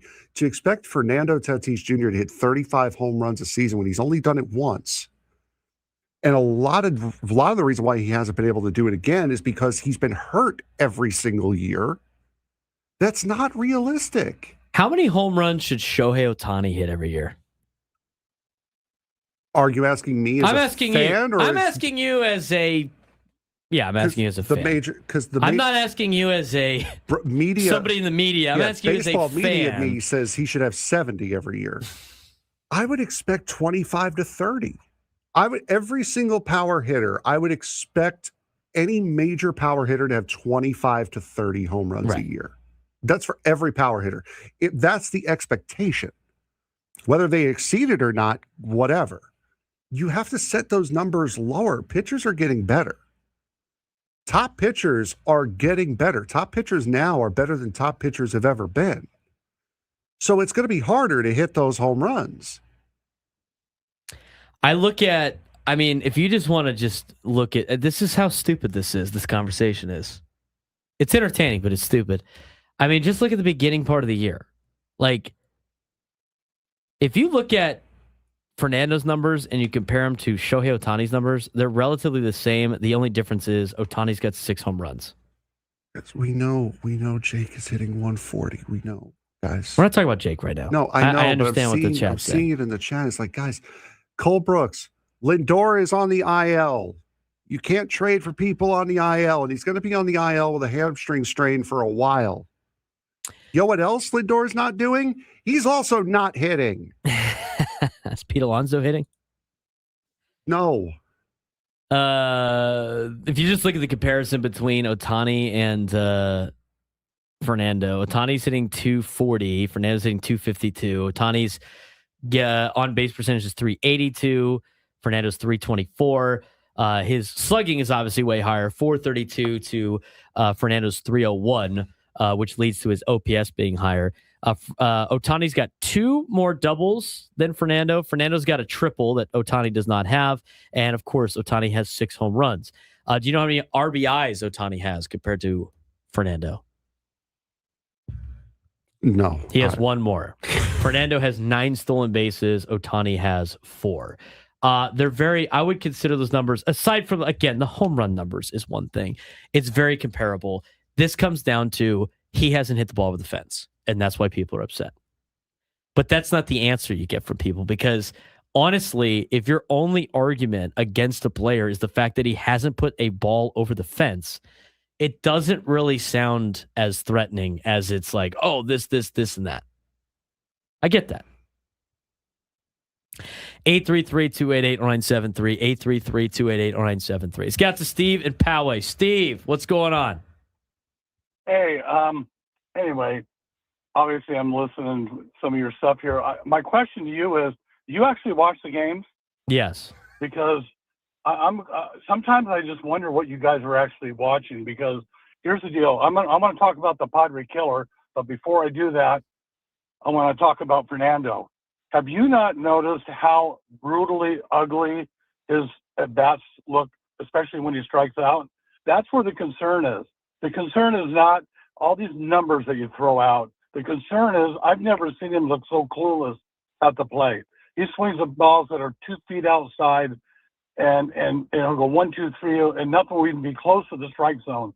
So that's where my concern is. It's like it seems like he's lost his focus or concentration or something, because something's different. Now let's go to the Padre killer last night, Arise, who literally single-handedly beat the Padres. Sacrifice bunt, that run came in. Did he hit that home run, or did I thought Casey Schmidt hit the home run yesterday? You know what? No wonder I was watching the wrong game. My apologies. Okay, 2 hits down the line, scored twice, made 4 great plays at second base, and we wonder. God, but we can't use him. He's only batting 309. Well, let me ask you this, Steve. If you brought Arise back last year, you have the same offense that you would have last year. You wouldn't have made any other changes. It would have been the exact same. And this is an offense that you specifically said did not show up in October. So what kind of change would you have made if you brought back Luis Arise to this team? You know what? We basically have the same team, except for one. Here's what's funny. This is where I think your argument's so wrong. So let's take the best hitter on the team and get rid of him for next year, because that's why we didn't win the World Series, because the best hitter on the team couldn't hit. Here's the bottom line. I've been watching him for 50 years. We haven't won a World Series in 50 years because maybe they just make bad decisions sometimes. And the fact is, what happened last night was a perfect example of what I was talking about, where he did more in one offensive game than Cronenworth's done this season. for a team. So that's one game. I get it, but I just thought it was kind of funny to watch that last night. Well, you can go watch the Giants with Luis Arraez then. I mean, I would rather have Miguel Andujar for $4 million that provides the same average right now and higher OPS and higher slugging numbers than Luis Arraez. You weren't going to get rid of Jake Cronenworth because they signed him to a long-term deal for $15 million or whatever he got. I don't need singles out of Luis Arraez. I don't. I really don't. For $5 million, maybe. For $15 million, no. If you want to make the argument that they made a mistake giving Jake Cronenworth money, sure. But the way the team is constructed, you couldn't bring Luis Arraez back last year or for this year. Not for the money he's asking for. Because he gets singles? Wow, he beat the Padres yesterday. Ask Giants fans what they think about Luis Arraez and what they think about their team right now. I honestly think it's a good question. Frank, if you said straight up to a Giants fan, where did Frank go? Are you okay down there? Did you fall? No, I needed a place to relax. Oh, man. I will say this. If you were to ask a Giants fan, I will trade you my lineup for yours straight up. What do you think they would say? Please, for the and love of thank God, you. give me this lineup. Everybody likes watching DSG freak out, right? He's got a little dude up there in San Francisco that basically does DSG for the Giants. I've watched him rant about Luis Arraez 15 times this season about how terrible he is. Oh, man. Oh, I just can't believe. Unbelievable. Do you guys watch the games? No, I've actually never watched a Padre game in my life. I've ever watched a Padre game in my life. I love how, and that's part of the reason why I'm down here just chilling out. I love how I really envy how someone could be so confidently incorrect. And so smug about it too. I knew he was. I couldn't wait for Steve's phone call today because I watched the game yesterday, and of course, Luis Arraez single-handedly beat the Padres. I thought Casey Schmidt hit a home run yesterday. My apologies. By the way, my apologies. I thought he hit a home run yesterday. Luis Arraez, by the way, did have 2 RBIs. Had those been the only 2 runs that had scored, we'd still be playing right now because Ramón Laureano would have tied the game in the 9th inning. So no. So I guess Luis Arraez did not single-handedly Casey Schmidt beat the Padres last night.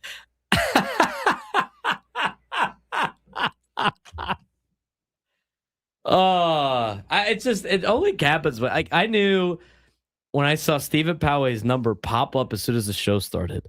And he's been waiting on hold to 11:30 something that he was going to pop off about Luis Arraez. Okay, go for it, man. We'll see. Maybe the Giants will make the playoffs with Luis Arraez and the Padres won't. You can tell me I'm wrong, and that's fine. And you'll watch your team not play in October. I don't know what time. I don't know how much better that makes you feel. This radio station didn't want to give Luis his shot at second base last year. At least admit that. Sure. Was the chat that we just had. Oh my God. We have a new bit that we want to do, and today might be the day that we get to do it. We got to go to break. We're way over break today. I am enjoying this. This is so much fun. Sports Thread when we come back.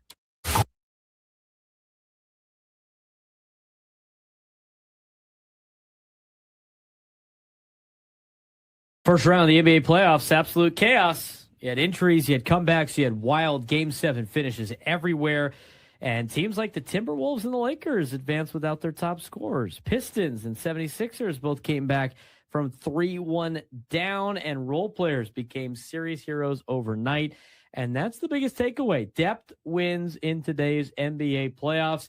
Bench players aren't just supporting stars anymore. They're deciding who survives. Meanwhile, teams like Oklahoma City and San Antonio proving that defense and shooting can overwhelm anyone, while the Knicks are showing that elite defense still travels deep into May. So heading into round 2, it's not just about who has the best superstar. It's about who has enough depth and toughness to survive the chaos. First round, the NBA playoffs for 2026 was nothing short of chaos.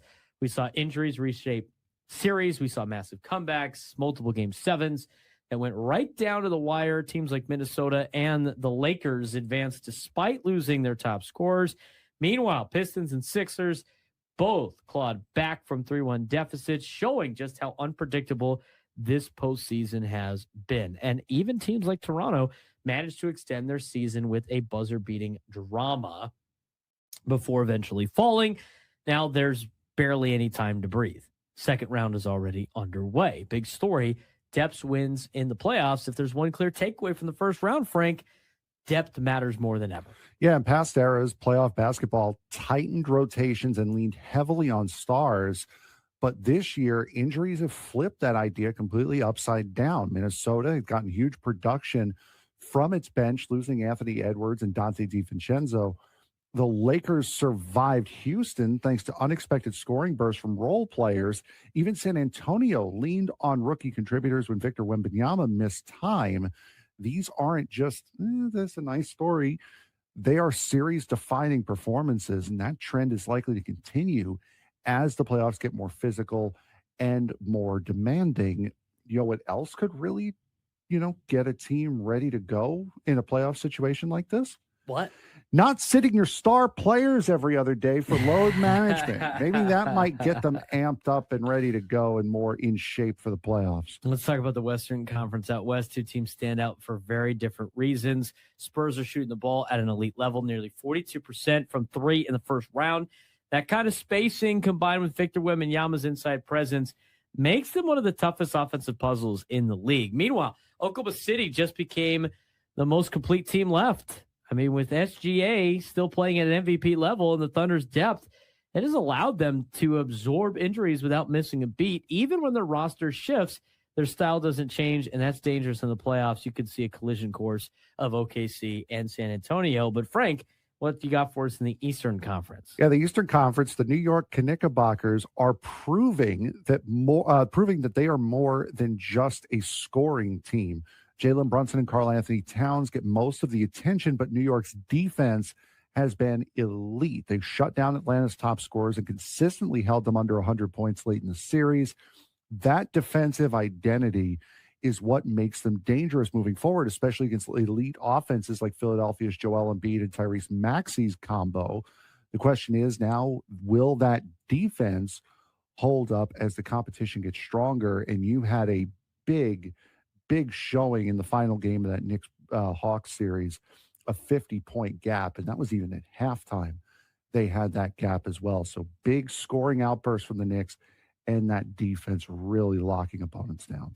Back to the Western Conference, Nuggets problem and league-wide trend. Then there's Denver and a growing concern. Nuggets have one of the best offensive cores in the league with Nikola Jokic and Jamal Murray, but their scoring efficiency has dropped in multiple recent playoff runs, and that's becoming a pattern, not a fluke. And across the league, we're seeing something unusual. Scoring is down significantly in the playoffs despite record-breaking offense in the regular season. Tells us one thing, defense is still very much alive in today's NBA. Or in the playoffs, they finally start trying to stop people. And so, you don't score as much, or the regular season, it's just like a scoring spree and nobody ever plays. I think that's the one. I think that's the one, that's too. It. This is why the NBA gets made fun of all the time for stuff like that. So, as we head into the second round, the question becomes simple. Who can survive the second round? Because this postseason is no longer just about star power. We got depth, defense, adaptability. The team still standing. OKC, San Antonio, New York, Minnesota, Cleveland aren't just talented, but they're built to withstand the chaos. And after everything we saw in round one thing is clear. This is not a normal playoff run. This thing is wide open.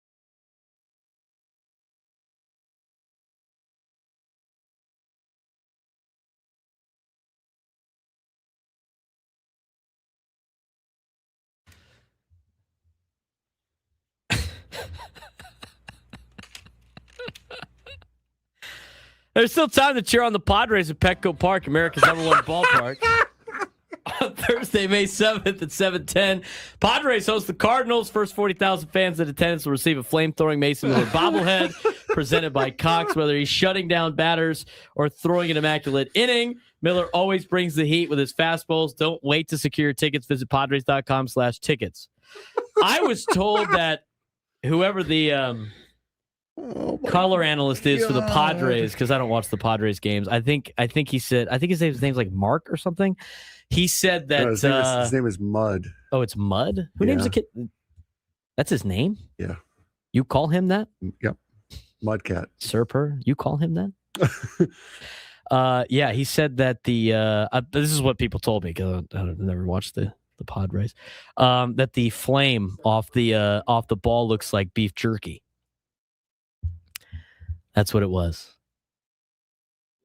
I am laughing. It's great. Some of the comments in the YouTube chat. It's like, hey, there's a Padre game tonight, 6:45. If you want to tune in, you can listen on the radio. It's like, by the way, we're not on channel 4 anymore. Oh, my mistake. 833-288-0973. 833-288-0973. I missed a heck of a game out of Luis Arraez yesterday pitching. Guy was unbelievable shutting down the Padres offense. And he hit the bomb, too, off Randy Vasquez. Crazy. All right. We ready for this? Let's get to Brian and Santee. Brian, what's going on, brother? Try it again. You hear me? Got you. So I just wanted to say that we just don't hit the panic button. Us as fans, I know it's stressful with the losses and everything, but we got to look at the long term. It's a 162-game season, and Tatis, he's hitting the ball hard, and he's actually getting hits, and it's not his average is not anywhere close to Cronenworth's average. So I'd rather just have him continue what he's doing. Don't overdo anything where he gets hurt by over trying to hit all these home runs because us fans are pressuring him. And I'd rather everything will be clicked and have a healthy Tatis in the postseason than have him get hurt now trying to overdo home runs. And I know that's not his mindset. His mindset is just get on base and hit the ball, and eventually they'll come. Also, we got to look at it the big way. You got to win series. Right now we're 1-3 with the Giants. If we win the next 2, we become 3-3, and we still have another 7 games with them. And if we just win the series, it's a long season ahead of us. Well said, Brian. Well said. I believe in that right there. The fact of the matter is, as he said, it's a 162-game season. There's going to be times where you can overly criticize the team for what they have done. Today is not one of those days. Not after they won 8 straight games before this. Not after that. This is the balance of the season, okay? It's going to happen. It's going to be a lot of ups and downs. You can't view it like a football season. It's just going to be too much. And that's the thing. It's going to be? Yeah. You can't do it like a football season. I think it already is. Well, because people like to on fake names. Like this guy's got a fake name in the YouTube chat. It's like, oh, never criticizes the team. It's like, what are you talking about, man? Like, what do you want to say? If you're just here's does anybody do I got to bring back what a windsock is? Don't be a windsock. That's like blowing whatever which way the direction goes. You don't have an opinion on anything. You're just always going when times are good, everything's great. When times are bad, everything sucks. That's not the case. Have a take. Have an opinion. Put yourself in the middle. Understand it's not always as good as you think. It's not always as bad as you think. We give you the reasons why not to be upset, not to worry. People are worried about Fernando. I'm not worried about Fernando at all. Yeah, I know his at-bats haven't been great. I understand that he doesn't look great in the box. I don't know why. Maybe because he hasn't hit a home run yet, and he's trying to affect his swing. He's trying to work on his swing. He's not getting the results. I don't know, Frank. That could be kind of frustrating. Can it not? Yeah, a little bit, eh? It could be a little frustrating, I would say. Can we get to this next caller just to get rid of it, Just No, he might come in. We got other guys that were in front of him. No. You know, I'm just saying, like, there's times where you're like, what is this team doing from a team perspective? You have to you have to take a step back a bit and just take a deep breath and realize that there's going to be a lot of stuff that's going on in the baseball season. 833-288-0973, 833-288-0973. Gary, in the UTC area, you're on the Braden Surprenant show. What's going on, Gary? Hey, guys. Good to hear you. I've been kind of chuckling listening to some of the stories and the opinions and whatnot. But first off, I just would like to say I'm a long-time blood donor, almost 15 gallons my next donation. So I always love to do that sort of thing. When it comes to the team and all of that, they're going to be fine. But what I thought was very interesting that one day, I think it was last week, he did a deep dive into Jake's swing and what it looked like. And from what I was seeing and from what you were saying and what the stats were saying, it looked to be extremely spot on. Now, what I'm wondering is did anyone ever notice the same thing or possibly mention the same thing to Fernando? Because he goes by, I hear he goes a lot by how he feels at the plate. Does he look at any old film of him saying when he had the better seasons, what his swing was like? Do you think his dad gets on there or anything like that? They're major league players, not me, but I was just curious if anyone did a dive like you guys did, which was interesting, by the way. Oh, for them, I'm sure they get way more information than we do. Gary, appreciate the phone call. They get way more information than we do. We just have the information that is public, which is on Baseball Savant and everything like that. His metrics look like he is swinging more level than swinging at the angle, his attack angle that he had when he was putting up big numbers. Now, he's hitting the ball hard. That's the only thing you would have to be worried about.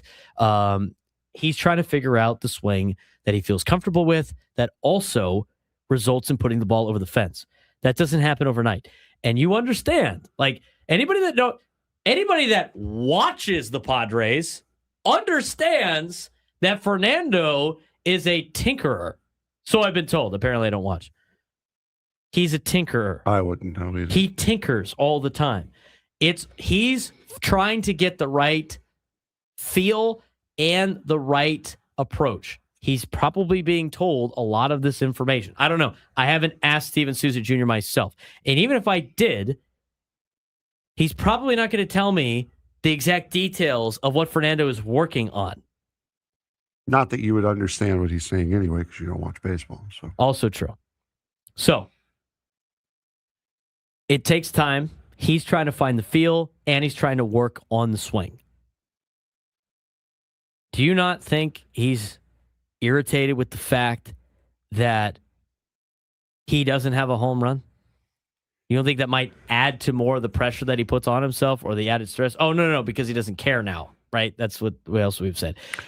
I can't even read some of the comments that are left. If Kevin Acee or Marty Caswell or AJ Cassavell or Dennis Lane could just ask him if he's frustrated that he hasn't hit a home run yet, maybe you can listen to his answer and still not believe him because, what you think is the most important thing and not what actually is going on matters. So to any of the guys who are actually there that actually watch baseball, if you guys could just ask him real quick, are you upset that you haven't hit a home run yet?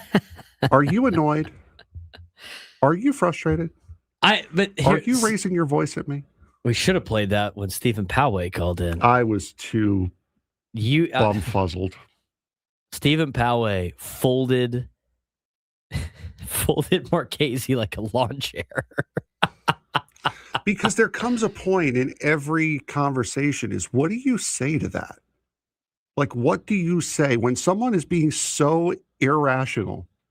You can't. What do you say to that? But that's the thing. Here's the deal. This is where your opinions are at, right? It's either Fernando is toast or he's going to figure it out. We're on the side of he's going to figure it out, and we lay out all these reasons why we think he's going to figure it out. And the response from the other side is always Nuh-uh. Those don't mean anything.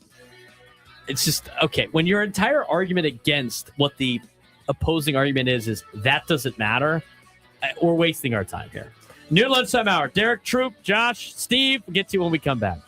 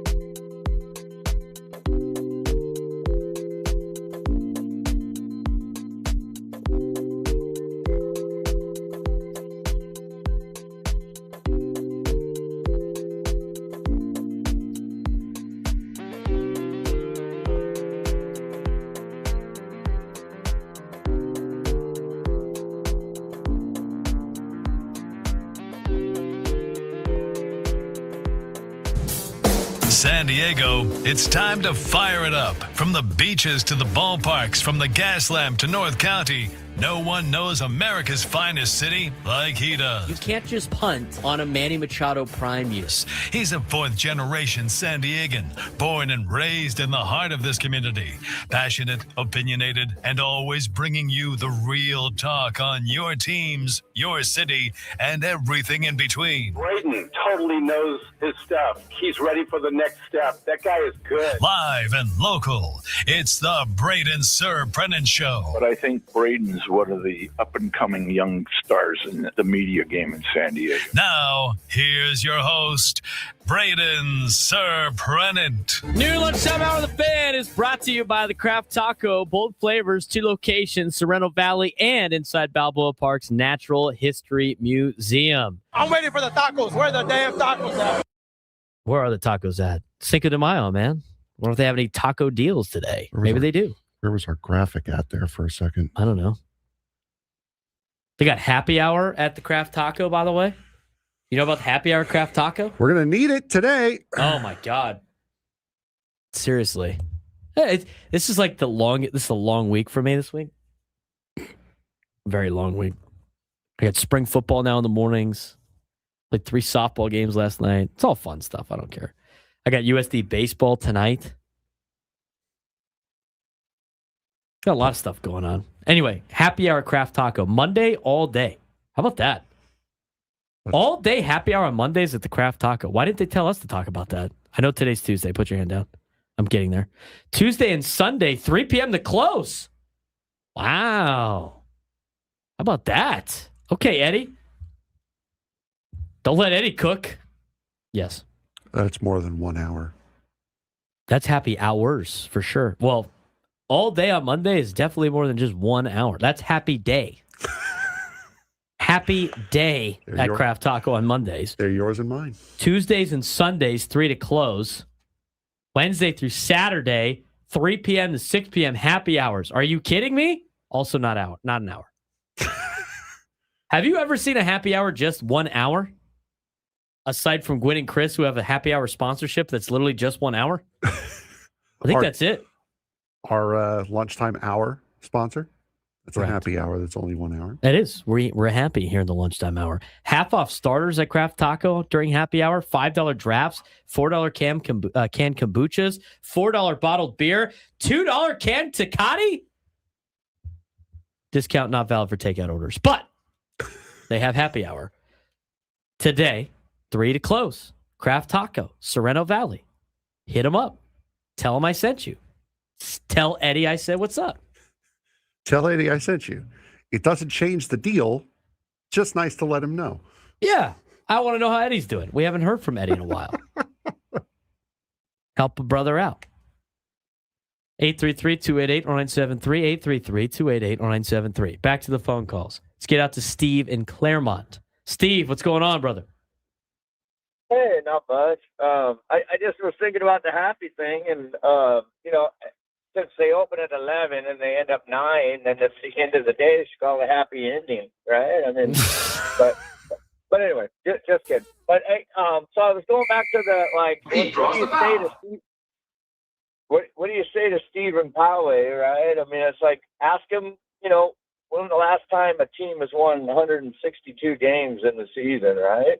I mean, it's a game of ups and downs, right? So there's going to be ups and downs. You'll probably, it's got 110 wins. You're still at 66%, right, or somewhere around there.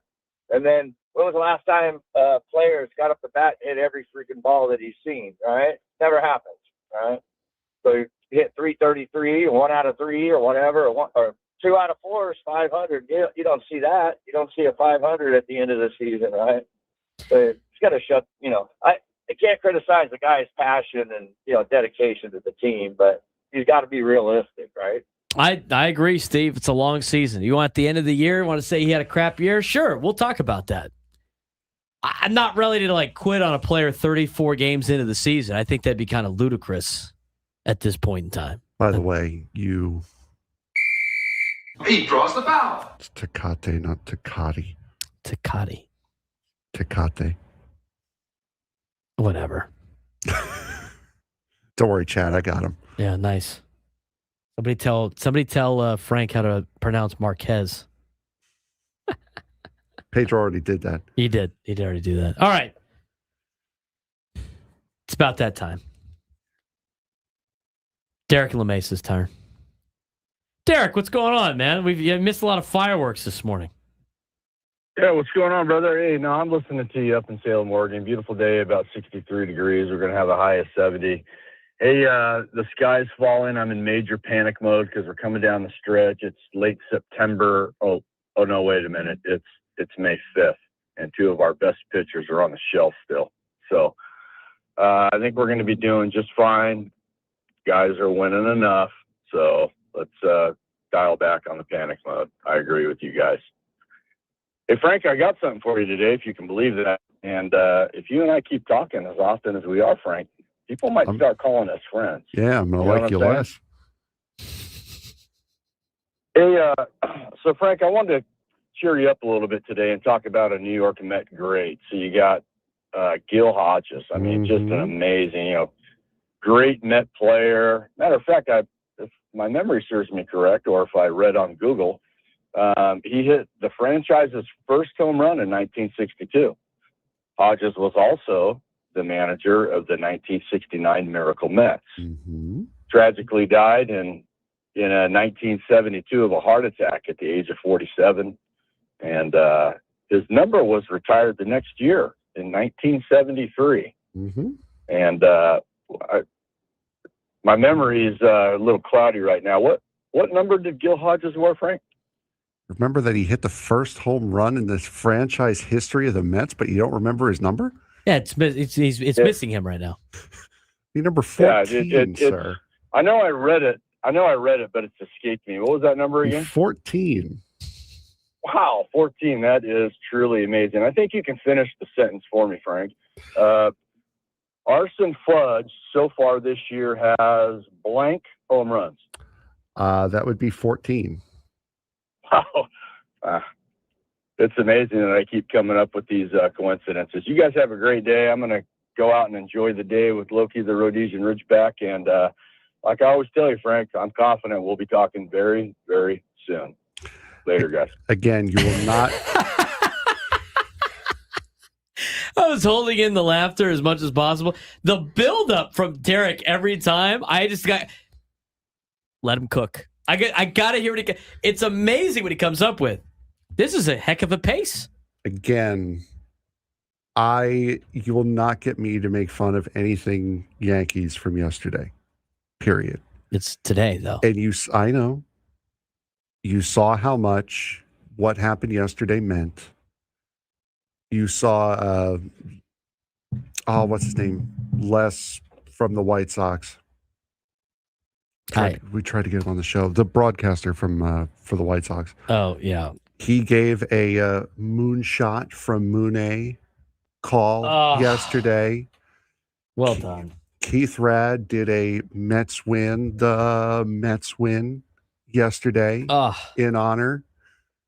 And John Sterling, Michael Kay, who was John Sterling's broadcast partner for 10 years, did John Sterling's home run call for Aaron Judge on that home run. And then later in the broadcast, they paired it with John Sterling's call and played it together. So you will not get me to make fun of anything Yankees from yesterday. Will not do it. I love those tributes. It's always great. That was always good.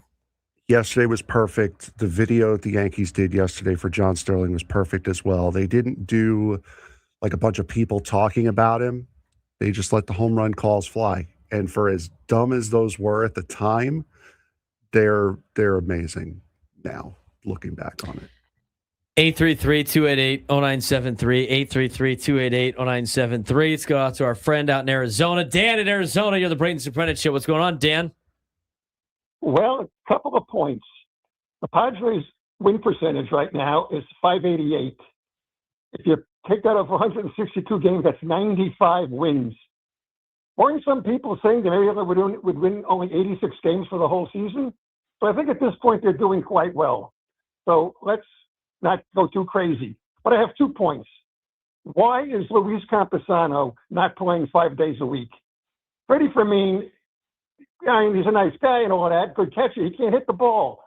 I mean, Luis Camposano was raking. Also, I think it might be time for Cronenworth to have a phantom injury and go on the IL, and let's bring up Song and see what he can do. Your thoughts, please. There were some rumors about maybe Song coming up today, potentially. We will not know anything until probably when the clubhouse is opened or until the Padres announce some news. I will say this, from Jesse Agler's interview on Bennett Woods, it sounds like there's some changes potentially happening. Now, that could be roster moves. That could be lineup changes. It sounded like Yuki Matsui was going to get added to this roster. Obviously, his rehab assignment is now done. So there's some of that being added to this mix. We're going to talk about some of these potential changes that the Padres can make to adjust their first inning problems. And again, we're going to reset that later on in this hour. But I think there's something they're going to be moving some things around because, as we've mentioned before, I think underlying conditions specifically for Fernando are not something to really worry about. At the same time, you cannot continue to say, as an organization, we're eventually going to get out of this, because that's going to start to fall on deaf ears. You're about to be, the little kid that cried wolf.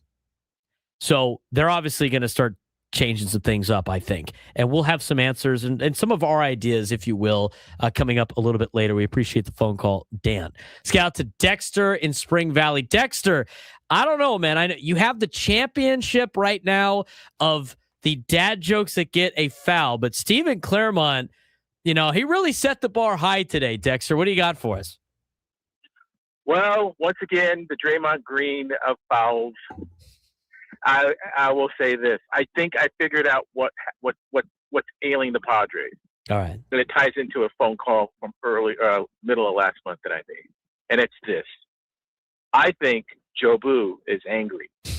And Joe Boo needs attention. And I think that the team needs to do something to appease Joe Boo. And once they do that, Joe Boo will smile upon them again, and they will start to win. And that's all I got to say about that. And of course, the legendary Pedro Serrano. So there you go, gentlemen. Thank you, Dexter. I guess they must have helped Joe Boo out on that 8-game winning streak that they had. Potentially, Frank. Do you think that was the case? Probably, yeah. Joe Boo. I didn't think the rum account would dry up this early in the season. Somebody stole Joe Boo's rum. Bleep you, Joe Boo, and then he got hit with the bat. Okay, don't steal Joe Boo's rum. Very, very bad. I didn't think that bank account would be at zero this early in the season. Very, very bad when you steal Joe Boo's rum. 833-288-0973, 833-288-0973 if you want to join the show today. We have a little bit of time here. Let's kind of reset some of the offensive stuff. And I not with Fernando. I think Fernando's working on what he's working on. And I'm not worried about Fernando because as much as everybody suggests he needs to hit 42 home runs for him to justify the contract, I think that's kind of lunacy. He averages 20 home runs a year. Okay. The only year he didn't hit 20 home runs, at least 20 home runs, was 2020. He played in 59 games. He hit 17. 22 in 2019 and 84 games, 17 and 59 games in 2020. He had the 42 home runs that he hit in 2021 that everybody wants to see all the time. He hit 25 in 2023. He hit 21 in 2024. He hit 25 in 2025. Okay. That sounds like he's kind of hitting about 20-something home runs a year. Now, it gets skewed with the 42. If you look at his average over 162 games, he's averaging 35 home runs over 162 games. He has not come close to playing 162 games at all in his career. Last year was the most games he had ever played in a season. He played 155. He had a 5.9 WAR with an 814 OPS. He hit 25 homers last year. That is more of a evaluation for the end of the season. Let's get to the offense as a whole. It's not great, okay? We talked about this. Bless you. Thank you. Okay. Padres lost yesterday 3-2 in San Francisco. Early offense, non-existent. Late offense, too little, too late. We've seen that a lot this year. First 6 innings versus starters. The Padres as a whole, worst in Major League Baseball in weighted runs created plus. 17% below league average. Bottom tier in average, on base, and slugging.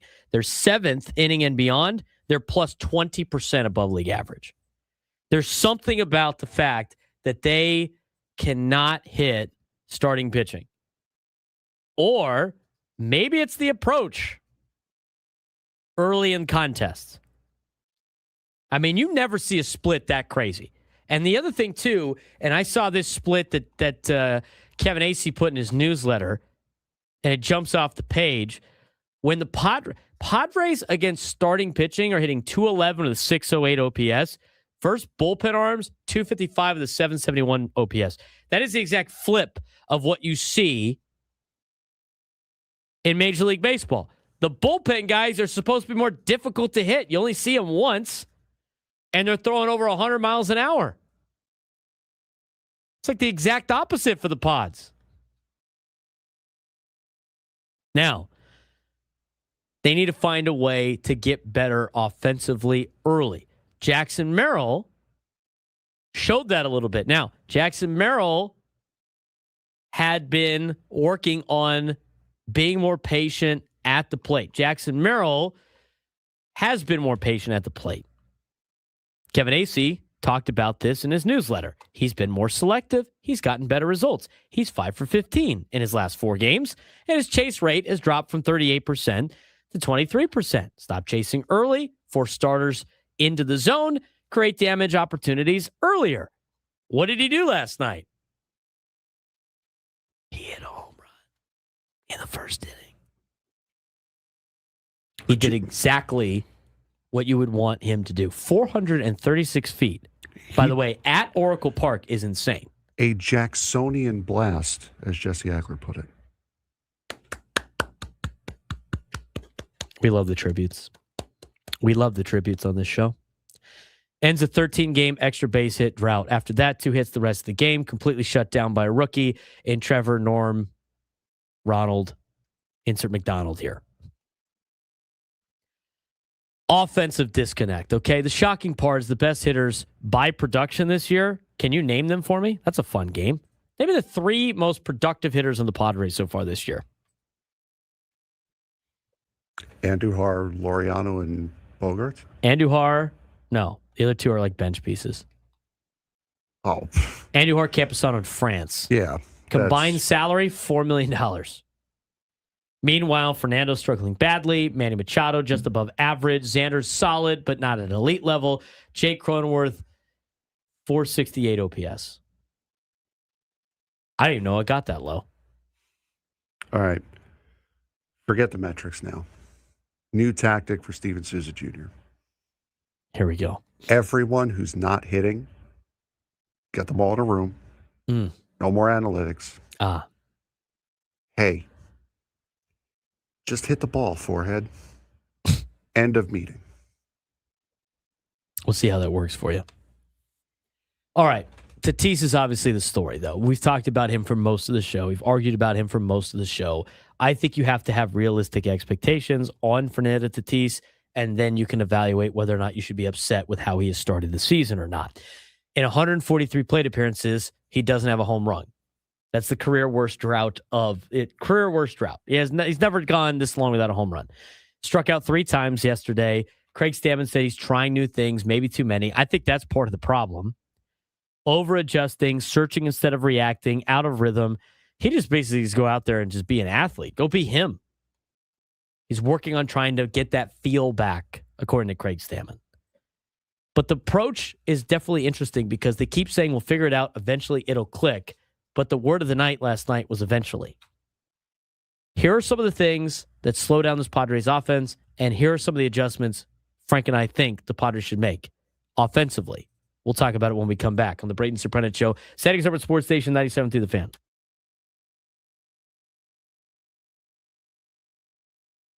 College sports just took a massive step into the world of private money, and it could change everything. The Big 12 Conference just became the first major conference to partner with a private equity firm, teaming up with Redbird Capital on a 5-year deal. They get immediate cash, and schools can access up to $30 million each in funding, which sounds great on paper, right? Here's the catch. That money comes with high interest rates, so schools are essentially betting on their future revenue to pay it back. And why now? Well, because college athletics is getting more expensive than ever. NIL deals, paying players, rising costs, it's all starting to add up. And this might just be the beginning. If this works, expect other conferences to follow. If it doesn't, schools could be dealing with serious financial consequences. So the question is simple. Is private equity saving college sports or turning it into a business first and a game second? We've got a major shift in the business of college sports, and this one could have long-term implications for every conference in the country, Frank.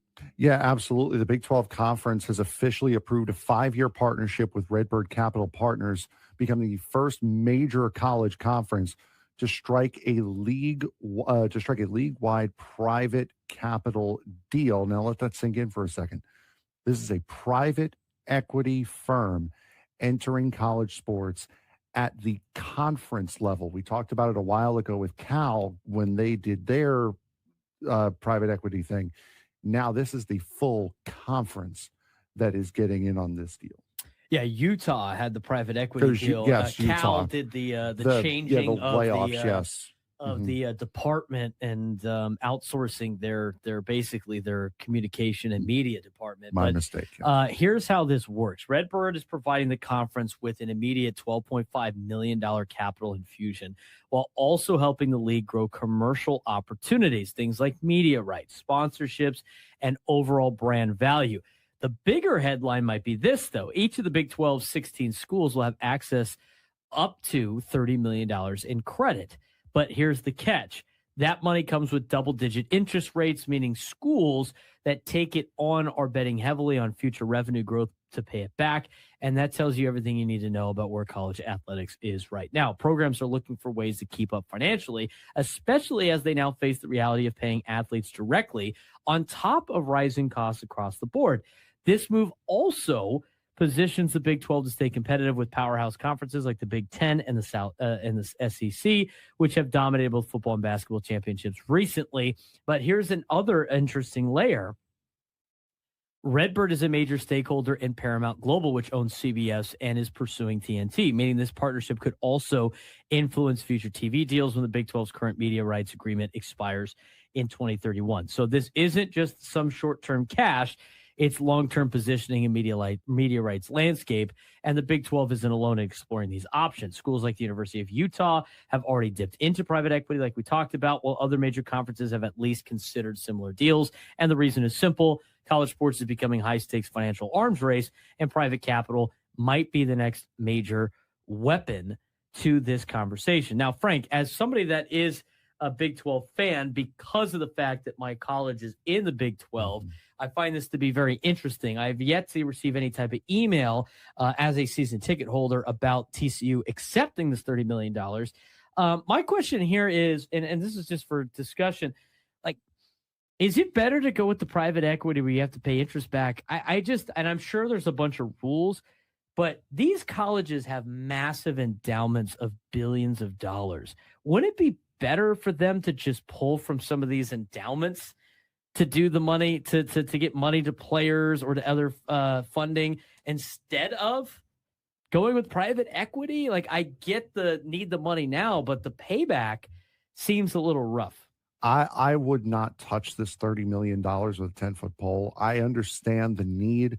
If you're a bottom feeder in the conference, you're trying to get back on track with everybody else. If that doesn't work, then you've put yourself in an even deeper hole than what you were already in. If you're at the top, if you're at the upper echelon of the conference, you're trying to get that one step ahead to break away and get closer towards the Big 10 and the SEC schools that have been dominating college athletics here recently. So I understand why you would do it each way. It's just, for me, the risk isn't worth it to me, because you're either going to get a national championship, or you're at least going to put yourself in that conversation for a short period of time, or you're going to completely financially ruin your school. I think this is, from a Big 12 conference perspective, I understand why they made this move, because they need to compete with, with the SEC and the Big 10. Now, the Big 12 making this deal and then letting the schools decide, I think, is the best case, best foot forward, because the Big 12 as a conference, and the powers to be, their job is to try to make it.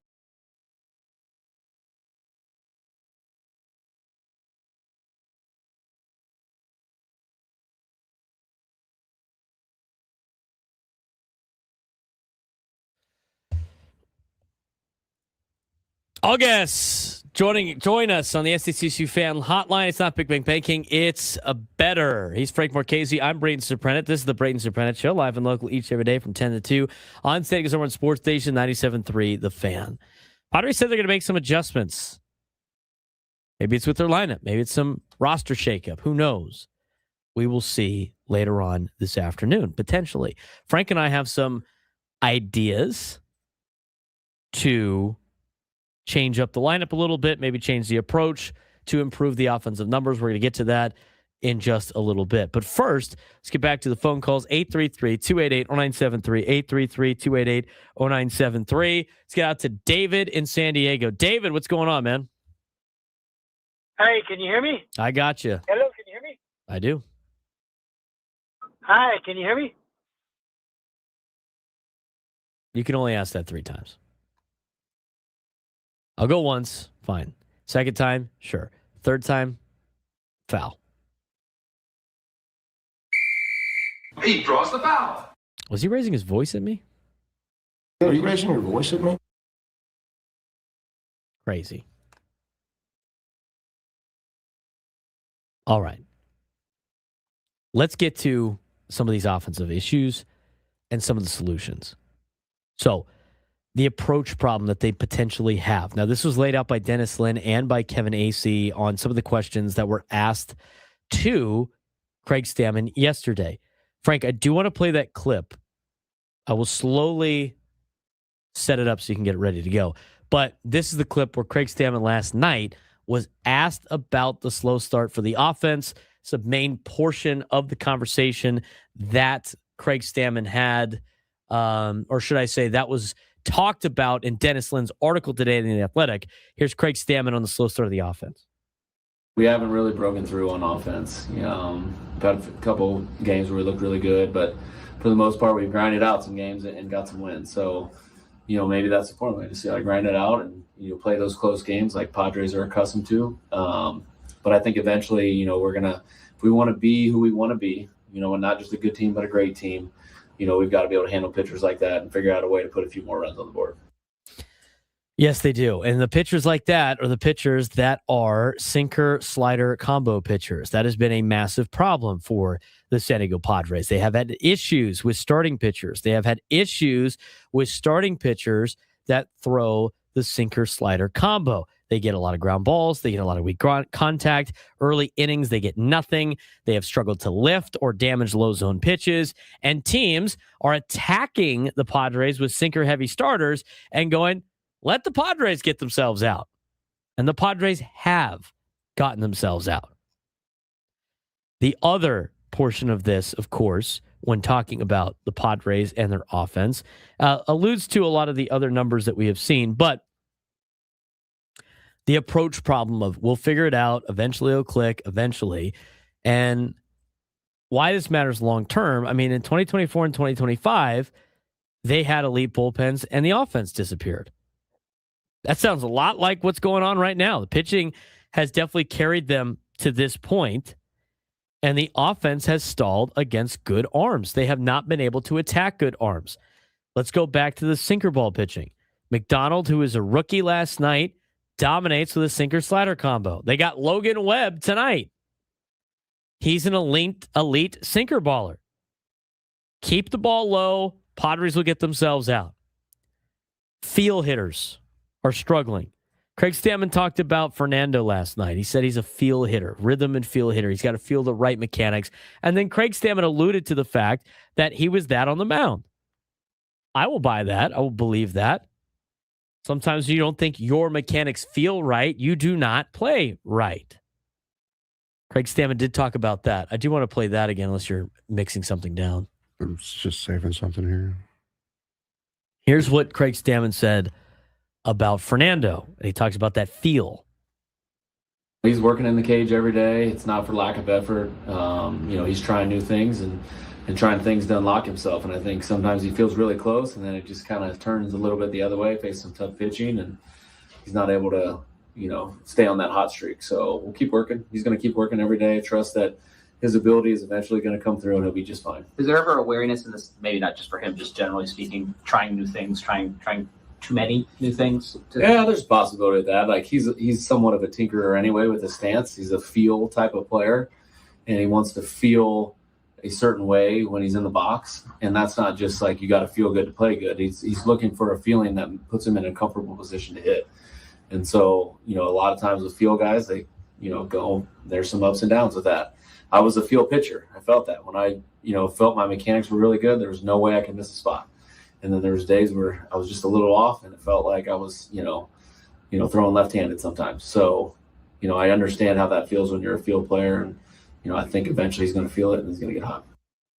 Padres have a lot of early of the game problems. I think we've established that, right, Frank? If you want to establish the Padres' problems offensively, we've talked about the leadoff position multiple times. They're not very good at leading off innings. They're below league average in that. They're not great at leading off games. They're in last place for that, and they're not good at batting in the number one spot. In fact, the leadoff man batting first throughout the entire game is the worst in Major League Baseball. That's a problem. They can't score early in games. That is also a problem. Starters have dominated the Padres. That's a problem. Where they have looked the best, second time through against a starter, first time seeing a bullpen arm, seventh inning or later. These are all like the clutch times where they have done a lot better. So I think it's a little bit of an approach standpoint. You don't have that early game identity. You don't have the table setting. You don't have pressure on starting pitching. They get to be efficient, stay in games longer. No consistent approach first time through the lineup. The weird reality of this, Padres are 20-14, above 500, despite bottom-tier offense early and stars underperforming. This is unsustainable success. They're playing better than what they're winning more games than they should. And I think you should trust the talent. I think it still will come, but they have to make some adjustments to make those things happen. I think, Frank, based on the problems that we have addressed with the Padres offense, are there any additional ones that you can think of off the top of your head? Just overall lack of consistency, but other than that, no, I think we've hit most of them.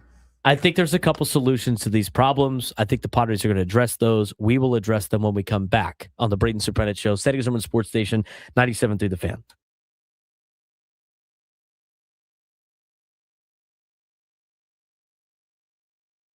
Round two of the NHL playoffs is where things stop being theoretical, if you will, and they start getting real.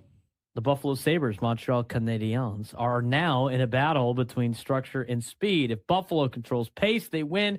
If Montreal turns it into chaos, everything flips. Carolina just exposed Philadelphia in game one with relentless pressure, and the Flyers already admitted they couldn't handle the speed. Out west, Vegas looks like a team hitting its stride again, while Anaheim brings the highest scoring offense left in the playoffs. And Colorado, still built like a powerhouse that can tilt a series in minutes. Round two isn't about who looks better on paper. It's about who can survive when their identity gets challenged shift after shift. Because in the NHL playoffs, comfort disappears fast. NHL playoffs are no longer about potential. This is now about reality. First round of the Stanley Cup playoffs has already reshaped expectations, eliminated doubts, and set up matchups where reputations are on the line. And now we've hit the point where one truth becomes clear. Regular season trends don't win series anymore. Execution does. So let's break down round two through the lens that actually matters: matchups, adjustments, and who can survive when their identity gets tested. Before we do that, Frank, What was your biggest takeaway from round one? I saw a lot of very, very good teams playing a lot of very, very good hockey. Carolina, still a perfect 5-0 after their game one win so far this postseason. Buffalo was able to handle Boston very, very nicely. What Montreal did in game 7 of their series last night, as we record this on Monday, winning that game against Tampa Bay with only 9 shots on net, they are going to be a very, very tough test for the Buffalo Sabres, which is where our first stop is going to be. And let's talk about it, Frank. Buffalo Sabres, Montreal Canadiens, Eastern Conference Series. Buffalo Sabres finally look like a team that believes it belongs here. They just broke through with a strong first-round win driven by balanced scoring and elite goaltending from Alex Lyon, stepping into a true playoff role. But now comes a very difficult challenge, as Montreal, Frank, is very fast. Yeah, the Canadiens are fast. They're structured and extremely dangerous in transition. Nick Suzuki and Lane Hudson have been driving play at an elite level. And this series is going to come down to one question. Can Buffalo puck move defense survive? Can Buffalo's puck moving defense, there are the words, survive Montreal's speed game? Because if it turns into a track meet, Montreal has the edge. But if Buffalo controls the tempo and protects their leads, their depth gives them a real advantage. It's not a comfortable series for either side, and especially talking about Montreal's ability to turn it into a track meet. They've got one of the fastest skaters to ever do it, Marty St. Louis, on their bench, so that he knows how to get it done as far as speed is concerned. Eastern Conference semifinal on the other side, Flyers and Hurricanes. The Carolina Hurricanes just did what they always do. They suffocated a team out of rhythm in game one over the weekend, and that is the problem for the Philadelphia Flyers. Philadelphia already saw what Carolina does: relentless forecheck, puck pressure, and wave after wave of zone time. And in game one, they simply couldn't handle it. The Flyers admitted it themselves. They weren't fast enough, they weren't sharp enough, and didn't win enough battles. So the adjustment becomes simple. Can Philly slow the game down even slightly? And if not, Carolina dictates everything. And when Carolina dictates play, they usually dictate series outcomes too. Your thoughts on the Hurricanes and the Flyers this series? Hurricanes are a better team. Flyers right now are in the position of playing with house money. They were not supposed to be this deep into their rebuild just yet. Coming off a big series win against the Pittsburgh Penguins, they're in over their depth right now. I wouldn't be surprised if they took a game, possibly 2, out of this series, but I would very much expect the Carolina Hurricanes to come through and win this series. Let's move over to the Western Conference. The Western Conference semifinals is the Vegas Golden Knights and the Anaheim Ducks. The Golden Knights are starting to look like a team hitting playoff form at the right time. Again, they just went through a tough, structured first-round opponent and learned how to defend rush-heavy teams better as the series progressed against the Utah Mammoth. And now they get a very different challenge in the Anaheim Ducks, a team that leads the playoffs in scoring and thrives in high-event hockey. Anaheim is fast, skilled, dangerous off the rush, and incredibly young. But Vegas has the edge in something Anaheim hasn't proven yet, and that's playoff control in tight games. If the series opens up, Anaheim can absolutely steal games, but if it tightens late, Vegas has the edge in execution, structure, and closing ability. But the Ducks, well coached, and just beat a team that has represented the Western Conference in the Stanley Cup Finals the last 2 years as they outlasted Edmonton in 6 games.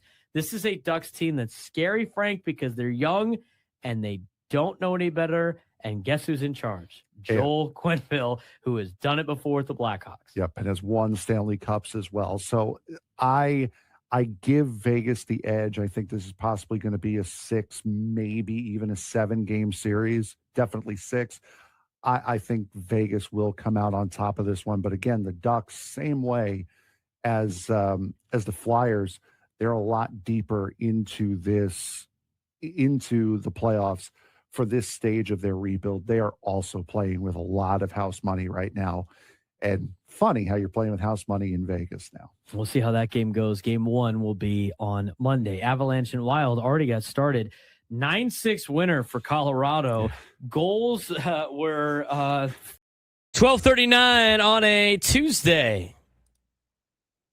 We're trying to talk people off the ledge today with the pods, but, might have fallen on deaf ears a couple times. We're getting put on the ledge is what's happening. Yeah, 100%. Need a contestant for the Midday Sports Standoff, 833-288-0973, 833-288-0973. We will do it if we can find a contestant, but we do want to answer some of the Padres questions. If you can take me down to sports trivia, you'd be qualified for a shot at our grand prize, a $500 gift card to Westgate, Las Vegas, the home of legendary Vegas fun, now offering the breakaway from fees package, including a $75 daily dining credit, 2-day spa passes, daily cabaret tickets, complimentary valet parking, and no resort fees. Special rates starting at $89 a night. Book now at westgatelasvegas.com. All right. We talked about some of the problems with the Padres. We had Dan in Arizona call in. I didn't forget about you, Dan. It's out there in Yuma. Season ticket holder for the Pods. Comes out to San Diego. Comes to some games. Didn't forget about you, Dan. He asked about the catching situation. We got people asking about the starting pitching. Here's what I think the adjustments are about to be. To me, I think they got to change the leadoff spot, right? We talked about this before. I'd like to see Jackson Merrill potentially in the leadoff spot. That again, just to quote, before people start freaking out, his base percentage is this. He's really good with leading off innings. So that from that perspective, I will go with Jackson Merrill. You haven't seen it before enough. I mean, he's done it I think 8 times total in 2 games. I think you got to give him a little bit more of a sample size. I don't think you could play Andujar every day. That's why I don't think he would be in consideration for the leadoff guy, even though Prolific thinks that needs to be the case. I'd go with Merrill at the top of the leaderboard. I think you got to change the leadoff situation. I think you need to get patient up there. I think at this point, and I've been a big component of Tatis batting leadoff, I think maybe him batting leadoff, he's in a more comfortable position. Did in the WBC, guy was raking the WBC. I think that's another approach you can have. Now, that being said, that's one of the problems. I also think they got to be, whatever the approach they have the second time through the order, I think it's almost like you got to get that going the first time through the order. I mean, what Jackson Merrill being patient at the plate led to him getting the home run in the first inning. Small sample size. Maybe it's not because of what he had put in together, but his last 4 games, he's 5 for 15. He's been more patient at the plate, not chasing as much. Padres have to find a way to, I don't think, be as aggressive early in counts. We saw that, Frank, against Tarek Skubal in game 1 of the season. Remember how aggressive they were and they didn't run up the pitch count? I thought they'd go away from that, but they've really continued that throughout most of the season. And I think they don't do that the second time through the order, hence their results are being a lot better the second time through the order. You see it especially with Tatis. I mean, Tatis, the second time through the order, he's hitting over 300. When he gets his second shot at a starting pitcher. I think the way that this team plays late in games shows you that they're pretty good at making adjustments. They're good at fixing whatever the game plan was going into the game, but maybe they are too aggressive early in the game. I think they need to limit their aggressiveness early in the game. Now, I think in a leadoff spot, it would be great to see Jackson Merrill. I wouldn't mind seeing Tatis there. I know Jackson Merrill hit a home run yesterday in the 3-hole. That is statistically the worst spot he has played all, throughout his career. It's where his worst numbers are. So I'd have Jackson bat leadoff. I continue to have Fernando bat second. He hasn't had too poor numbers batting second. I'd go with Laureano batting third. I think you got to get him out of the leadoff spot, even though he led off the 9th inning with a home run. He hasn't had a lot of success leading off innings. I'd have him bat 3. We talked about what you could see out of some of these other guys as they move down in the order. I think you could have Manny bat 3. I think maybe you could have Xander Bogaerts bat 2 or 3. I mean, I think you can change things up a little bit at the top of the order for the Padres and start moving guys down into positions where they have a little bit more success. The other option you could do is you move Jackson Merrill like to the middle of the order where he has really done a lot of damage. From that perspective, maybe have Fernando lead off. I wouldn't be opposed to watching Xander lead off every once in a while either. But I think what this really gets to in the stem of a lot of these issues are they have guys that can't bat leadoff. They don't have a true leadoff hitter. And I mean, based on the numbers that we've seen, it's going to be hard for them to find a leadoff hitter unless they roll back with Fernando or roll the dice with Jackson Merrill. Yes or no, today with the moves that they might potentially make that is being teased in the lineup, do you think Ramón Laureano stays in the leadoff spot? What are your odds on that? He did homer last night. I think he will. I think that home run saved him last night. As far if he wants to be in the leadoff spot, I think last night that home run saved him. I have to ask this question because I'd like to know. You know, apparently Woods in the morning show said they don't make adjustments. If the second time through the order, they're hitting better than the first time through the order, is that not making adjustments? Yeah. I would say it's making adjustments. Statistically, it says otherwise. And then later in the game, they ambush bullpen arms. Is that just getting lucky? I mean, maybe like last night, obviously they had 2 hits, but when you look at a guy like, let me ask you this. I had these numbers up earlier with Fernando. Fernando, first time through the order, or should I say first time seeing a starting pitcher, is hitting 0.60? He's hitting 60. I think he said 069. Yeah, 069.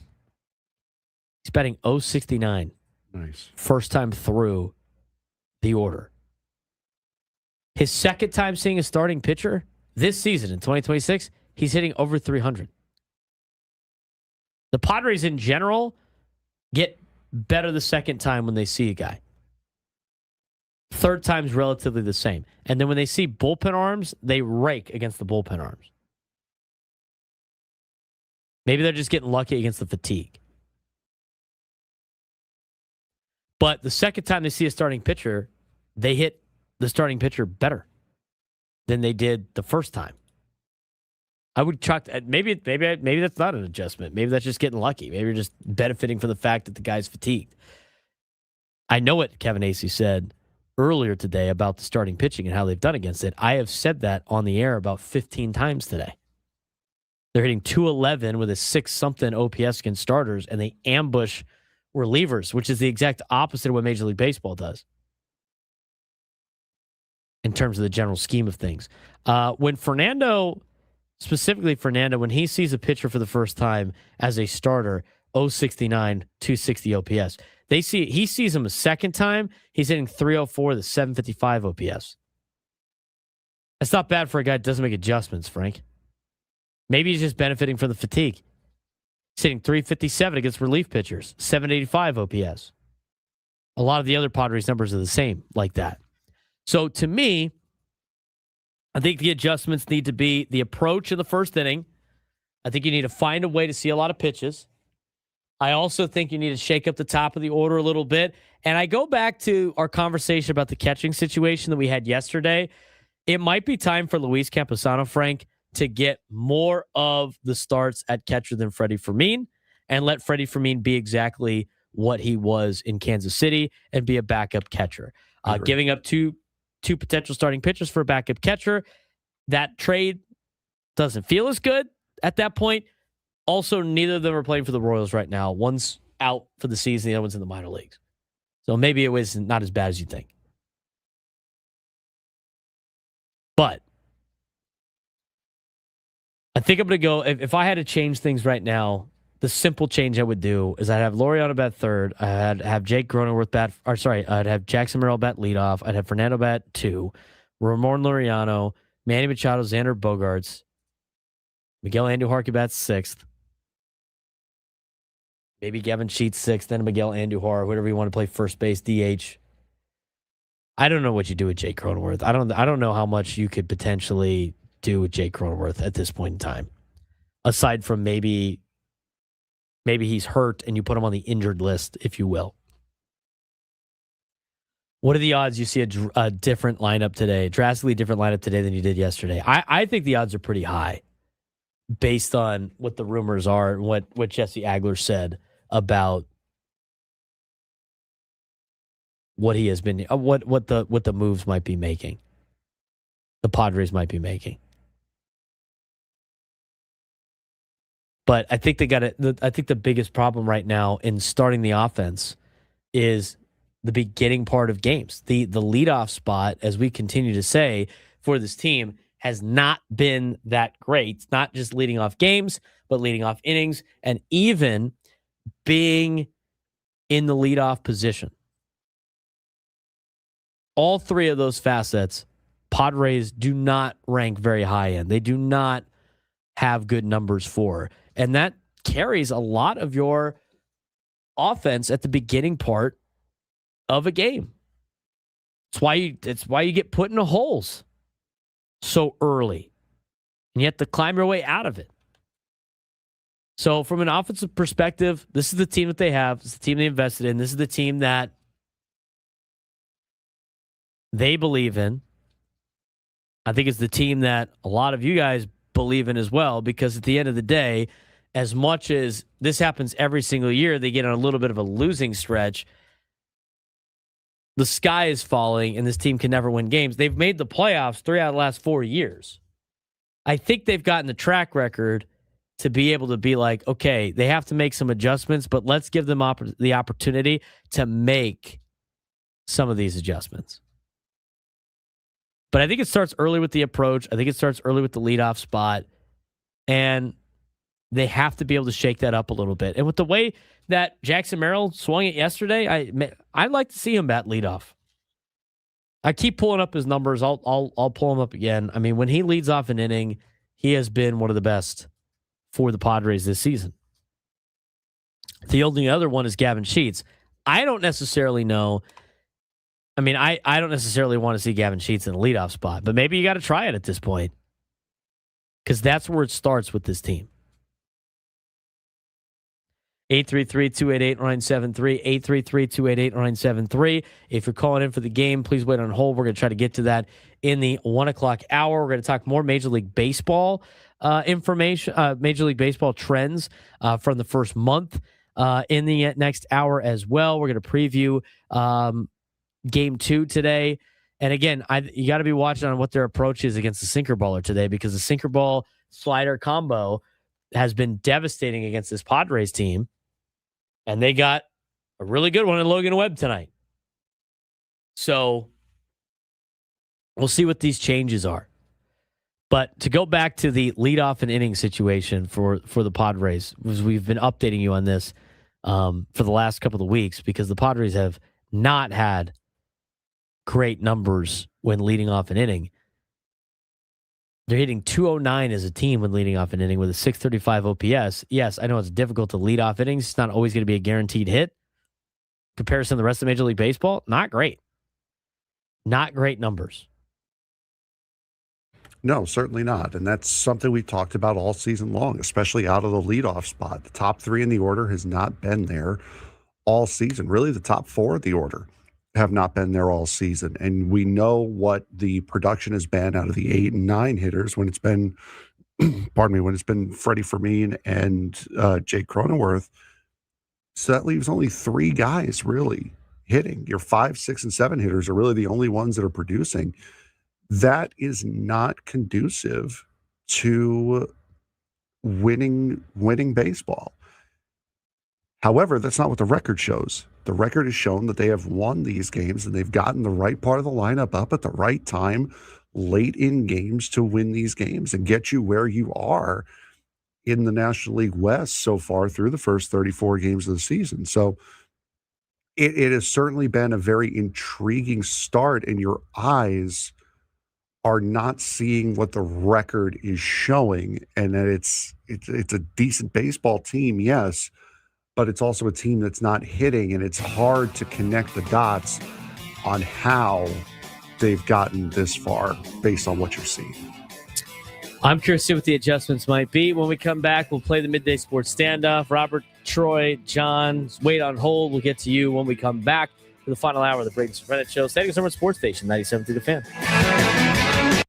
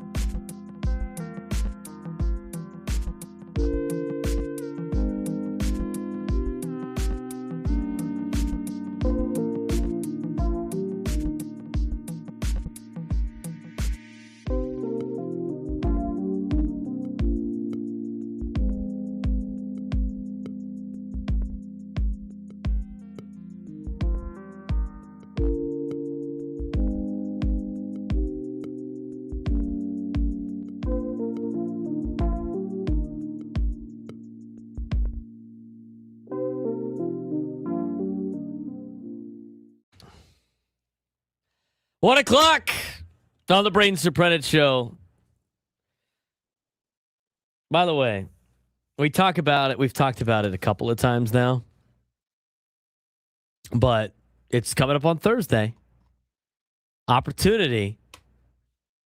Time to cheer on the Padres at Petco Park, America's #1 ballpark. Thursday, May 7th, 7:10, when the Padres host the St. Louis Cardinals. First 40,000 fans in attendance will receive a flame-throwing Mason Miller bobblehead presented by Cox. This item is only available while supplies last. Be sure to arrive early. Whether he's shutting down batters or throwing an immaculate inning, Miller always brings the heat with his fastballs. Limited tickets remain. Visit Padres.com/tickets. We have a bobblehead in studio. Here's the Mason Miller bobblehead. How about that? The flame coming off. It looks like beef jerky, according to Mud. A little beef jerky, it looks like. Not too bad. Padres baseball in full swing. Now's the time to catch a game at Petco Park. City Connect Fridays are back. The uniform was unveiled, and the team will wear them on the field every Friday.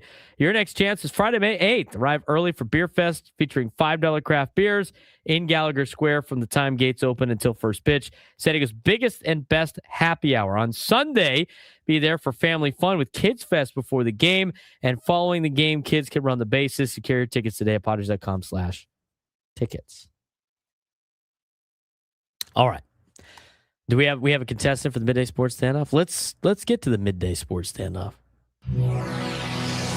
Welcome to Midday Sports Standoff on the Braden Surprenant Show. I can't believe what I'm seeing right now. The ultimate head-to-head battle where sports knowledge and quick thinking collide. No, it's no good. Are you kidding me? Contestants will go toe-to-toe with Braden in a sports trivia deal where every correct answer brings them closer to victory. Down the sideline! Wow! Unbelievable! But 3 strikes and it's game over. This is not Detroit, man. This is the Super Bowl. Can you outsmart Braden? The Midday Sports Standoff starts now. All right, Frank, who we got playing today? We have Troy in Point Loma today. Troy, how you doing today, bud? Doing good. How are you guys? Good. So today, again, middle game against the San Francisco Giants. We'll take a look now. The last 7 players who have played for both the Giants and the Padres. Now, you're going to have at least 30 appearances as a player in order for this, in order for you to count. Trenton Brooks, Connor Joe played for both teams. They did not hit 30 appearances for both teams, so those are not answers. You understand, Troy? Yeah. All right, so we're going to have 3 players and 4 pitchers. Troy, you have the first guess. The most recent. Luis Arraez, correct. The most recent Padres Giants? Yes, most recent player to play for both teams. Okay. How far back does this go, do you know? The furthest back played for the Giants in 2017. In 2017? Yes. So it's within the last 10 years. Okay. Oh, the furthest back. Okay. What about Connor Joe? I said Connor Joe did not. He has to play what? How many games? 30. 30 games. Yes. For the players, 30 games, yes. Okay. Donovan Solano. Donovan Solano, correct. Donovan Solano played for the Padres in 2024 and for the Giants in 2019 through 21. Troy? Blake Snell. Blake Snell was not on this list because it's not in batting. So, yeah, but you're right. Blake Snell, correct. Did he make 30 starts? Does he have to play 30 games? No, the pitchers don't. He was not. The pitchers just have to play a year or something? Or you didn't look at the pitchers? No, I did look at the pitchers.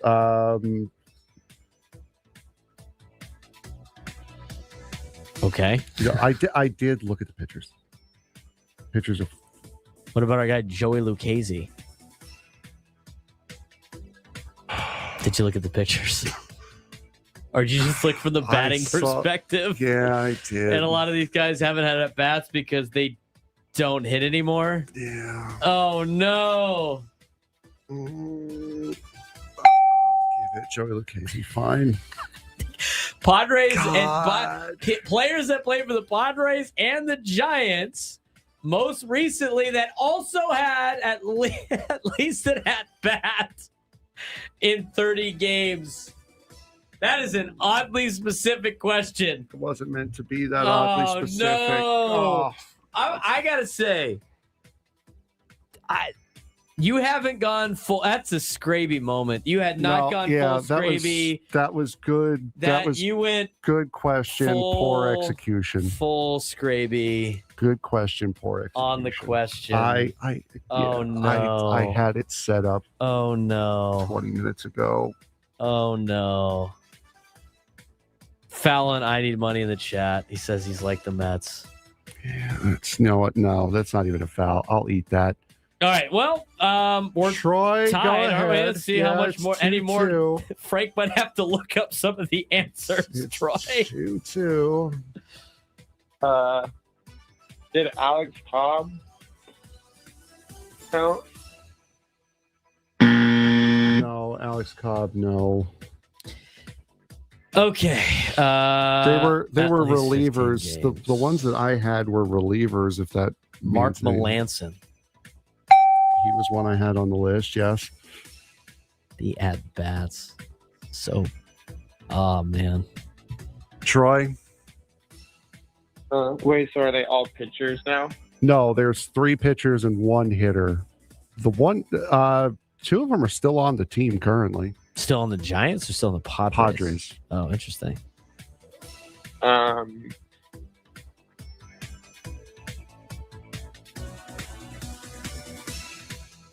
don't know.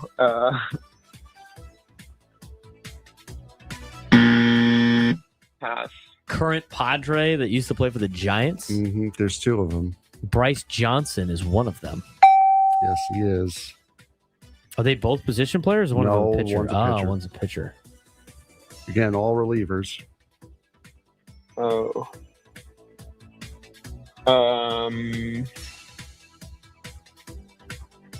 Wandy Peralta. I don't know. Yeah, that's a good guess. Wandy Peralta was a Giant. Correct. He was a Giant for a couple of years, was he not? He was a Giant from 2019 to 2021. All right. So what are we missing now? 2 relievers. 2 bullpen arms. Back into the bullpen. Back into the bullpen. Both were on the team. Both have been on the Padres since 2020. I will go. Now, here's the problem. I don't remember his. It's either. This is a 50-50 guess. Padres had Taylor Rogers, right? Not Tyler Rogers? Taylor Rogers, correct. Taylor Rogers. Mm-hmm. Troy? So there's one more guy? One more pitcher, back end of the back end of the bullpen. Played for the Braves. I was just going to guess Aniel De Los Santos. No, not Aniel. Troy, hang on the line. You said he played for the Braves recently? Played for the Braves recently, yes. Troy, hang on the line. I'll get your information. Are you talking about a left-hander? You're not. Oh, hold on. You're not talking about. I was thinking about Sean Manaea, but I was not okay. talking about Sean Manaea. What about Pierce Johnson, who seems to have played for everybody in the NL West? That's who it was. It was Pierce Johnson. So, yeah, that was poor execution on my part. Good idea, poor execution. Troy, you're not going to get penalized for my stupidity.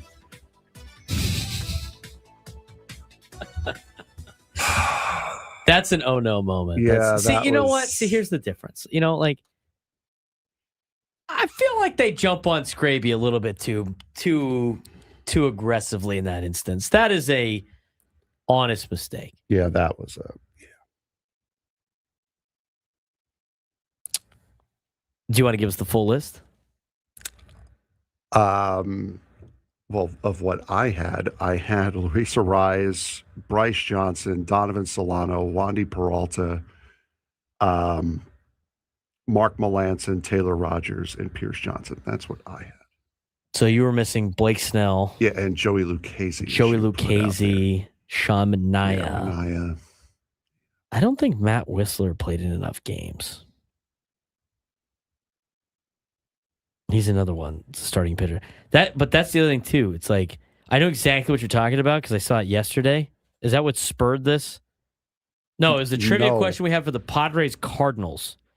Was like the last Cardinal, last player to play for the Padres that played for the Cardinals at some point in time. And that page on Baseball Reference has two totally separate entities. One is just hitters at the top. One is just pitchers. But you got to scroll all the way down to see the pitchers.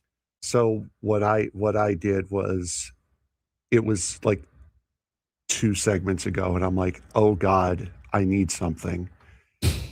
And I thought, well, this kind of went over well before. Let's try this. Let's do it again. So, yeah, that's how. Yeah, sorry. It was like I said, good thought. Very poor execution. And Troy, you will not be punished for my lack of execution there. A lot of trends in the first month of the year for baseball. We'll talk about some of those trends and some big questions for some of the teams in Major League Baseball when we come back. Braden Surprenant Show, San Diego Summer Sports Station, 97 through the Fan. Motorsports in 2026, proving one thing: speed isn't enough anymore. Execution wins races at Texas. Denny Hamlin led the charge for Toyota, but Chase Elliott beat him in a 4-lap sprint to the finish, winning by just 0.4 seconds after a late caution reset the field. Ryan Preece and Ty Gibbs brought the tension mid-pack, with contact sending Gibbs into the wall and out of the race in another aggressive Cup Series moment. In Xfinity, Kyle Larson held off Justin Algier in a JR Motorsports 1-2 finish, while in trucks, Carson Hocevar outdueled Kyle Busch in overtime for another statement win. And in F1, it was Kimi Antonelli surviving chaos in Miami to win his 3rd straight race, holding off Lando Norris in a race full of lead changes and safety cars. With another wild weekend of racing complete in NASCAR, they're making a very strong case to get your tickets for Father's Day weekend in San Diego. This week's Motorsports reinforced a familiar 2026 theme across the board: Toyota dominance on intermediates, late race chaos in NASCAR, and execution under pressure becoming the deciding factor more than raw speed, Frank. Yeah, we'll start in NASCAR with the Cup Series at Texas Motor Speedway, where Chase Elliott once again proved that timing beats dominance when the race is on the line. From the start, it looked like Toyota was about to take full control. Denny Hamlin wasted no time moving forward from his 4th place starting spot to take the lead, within just 20 laps from Carson Hocevar, who sat on the pole. That early speed set the tone for much of the day, and it looked like Joe Gibbs Racing was going to be the team to beat. At one point, it was nearly a Toyota lockout at the front, with Denny Hamlin, Chase Elliott, and Christopher Bell running 1, 2, and 3, with Ty Gibbs also inside the top 10. Hamlin himself admitted they believe they had the best car early in the race, but Texas did what Texas does.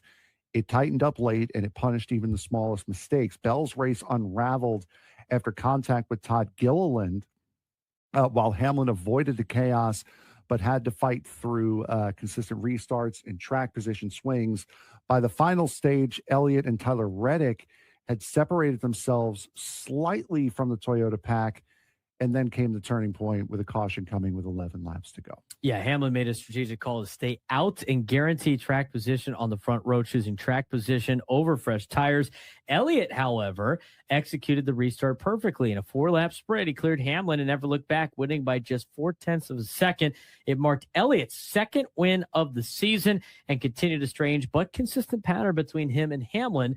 When Elliott wins, Hamlin is right there in 2nd place. When Hamlin wins, Elliott, usually the runner-up. It's becoming one of the most consistent rivalries in the Cup Series right now, even if the results are not splitting evenly. Bigger takeaway, though, even with dominant speed, Toyota couldn't convert at the end, and that raises a bigger question about whether raw pace still matters as much as execution in late race restarts. Behind them, Tyler Reddick quietly finished fourth, continuing a strong and consistent stretch that is starting to separate him in the points battle. But the most heated moment of the weekend didn't come at the front. It came mid-pack.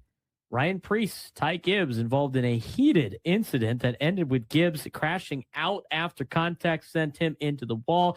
Preece made it clear after the race that his frustration stemmed from earlier aggressive moves by Gibbs, saying respect on track has to go both ways. The result was another DNF. Did not finish for Gibbs on a non-drafting track, continuing a frustrating stretch after multiple recent incidents. It also added another layer to what's becoming a more aggressive, less forgiving Cup Series garage in 2026. But on to the Xfinity Series. The O'Reilly Auto Parts Series, I forgot to switch that. The O'Reilly Auto Parts Series, Kyle Larson once again showed why he's one of the most versatile drivers in motorsports, holding off Justin Allgaier in a Junior Motorsports 1-2 finish.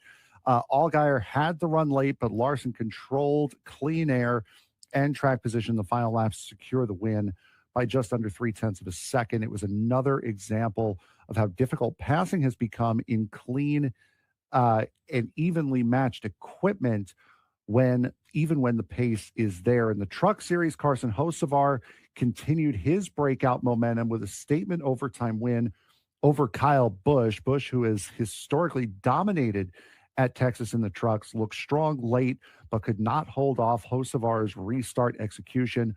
Once Hocevar cleared the field, he never looked back, winning by nearly a second in overtime. It was another reminder in 2026, Truck Series racing, restarts are everything, and Hocevar is quickly becoming one of the more dangerous drivers in those moments. Formula One, Miami delivered one of the most chaotic but controlled races of the season as Kimi Antonelli secured his third straight win. The race featured multiple lead changes, first lap chaos involving Max Verstappen and Charles Leclerc, safety car interruptions, and constant strategy swing.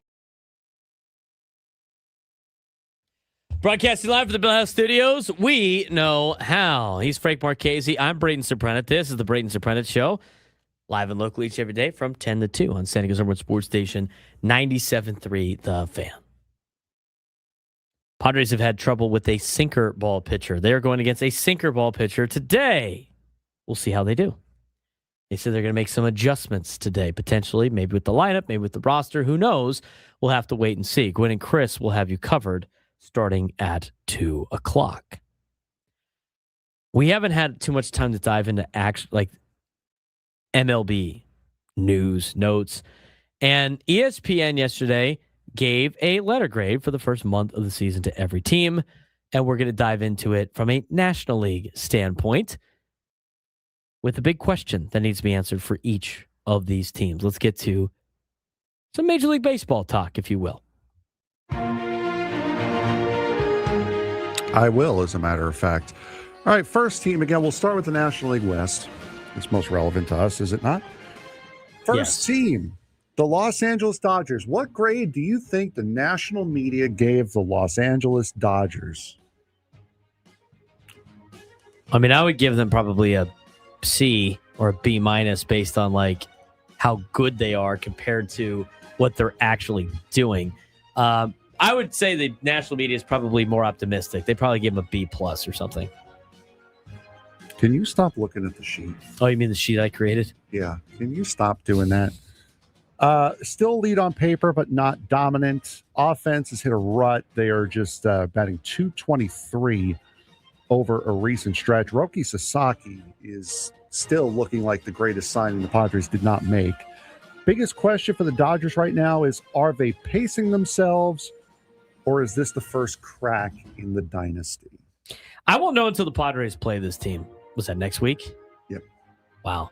Padres got the Dodgers next week. Get the bad stuff out of their system offensively before they play the Dodgers next week. I don't think it's a crack yet. I think, again, we've seen this team struggle out the gate and then just kind of hang around and then turn it on in the second half. No, I just think they're probably pacing themselves. That's 2 years in a row they won the World Series, have gone the deepest they can go. They went 7 games last year. They have time to just kind of pace it out. I mean, they're not in a position where they're not going to make the playoffs. There's no stress up there for that. They could just go out there and play. So, no, I don't think that's the case. Next up is the Padres. And if the national media gave the Dodgers only a B+, what do you think they gave the Padres? C+? No, they gave them a B+, actually. Wow. On pace. Record says good. Metrics say mid. Negative run differential, -2. I believe it's -2 again after tonight, after last night. Core is underperforming. Rotation is shaky, but they're still keeping pace with the Dodgers. Are the Padres clutch, or is this a ticking time bomb? I think both can kind of be true, right? I think the Padres can be clutch. I think having that gene late in the season is going to be great. The fact that they have been in games like this and they have won games like this, I think bodes well for the future. I also do think it's a ticking time bomb where you cannot rely on this the entire season. You're going to have to win some laughers early. You're going to have to get leads on teams. You're going to have to hit better in the first inning. Statistically, you're going to have to hit better the first time facing a starter. You are going to have to fix a lot of the inner working numbers of this offense if you want to be where they say they want to be at the end of the season. So I think it's both. I think they do have the clutch gene, but I also think this is a ticking time bomb and not a recipe for prolonged success. Right. It's nice to see these walk-off wins coming, especially late in the season. But if you're relying on that at the beginning of the year, that is a sign of a bigger issue. We'll skip to the Giants here because we're playing them now. Dead last in home runs, walks, and steals. Devers is so bad they're threatening to trade him to the Mets. And the rotation additions are failing. National media gave them a D+. Gave it D-. D-, yes, for the start of the season. How long before the Giants pivot from team that is buying to a full teardown? But they have Luis Ariz, and they hit a lot of singles, Frank. What do you mean they are And last they won in the home trade runs and deadline. last in walks and last in stolen bases and can't slug and also in last place? Won the trade deadline. They did win the trade deadline. What would a full teardown even look like for the Giants anyway? Like Matt Chapman gone. Is he under Adames contract? gone. Yeah, they're both under contract. Yeah. I mean, it's like you got to. Can you trade Willie Adames right now? He's got the worst WAR out of any player at shortstop in the National League West. He is statistically the worst shortstop in the NL West, surprisingly. I don't know if they have a lot of trade value for those guys. You're not going to trade away Rafael Devers. You can't. Nobody's going to want him. They traded Luis Ariz at the deadline. Hey, maybe the Padres could trade for him at the deadline. All right, I'm done with that. I think it's going to be a while before they pivot to a full teardown. I mean, I don't think they're going to do that. You can't. I think they have the ability to do that.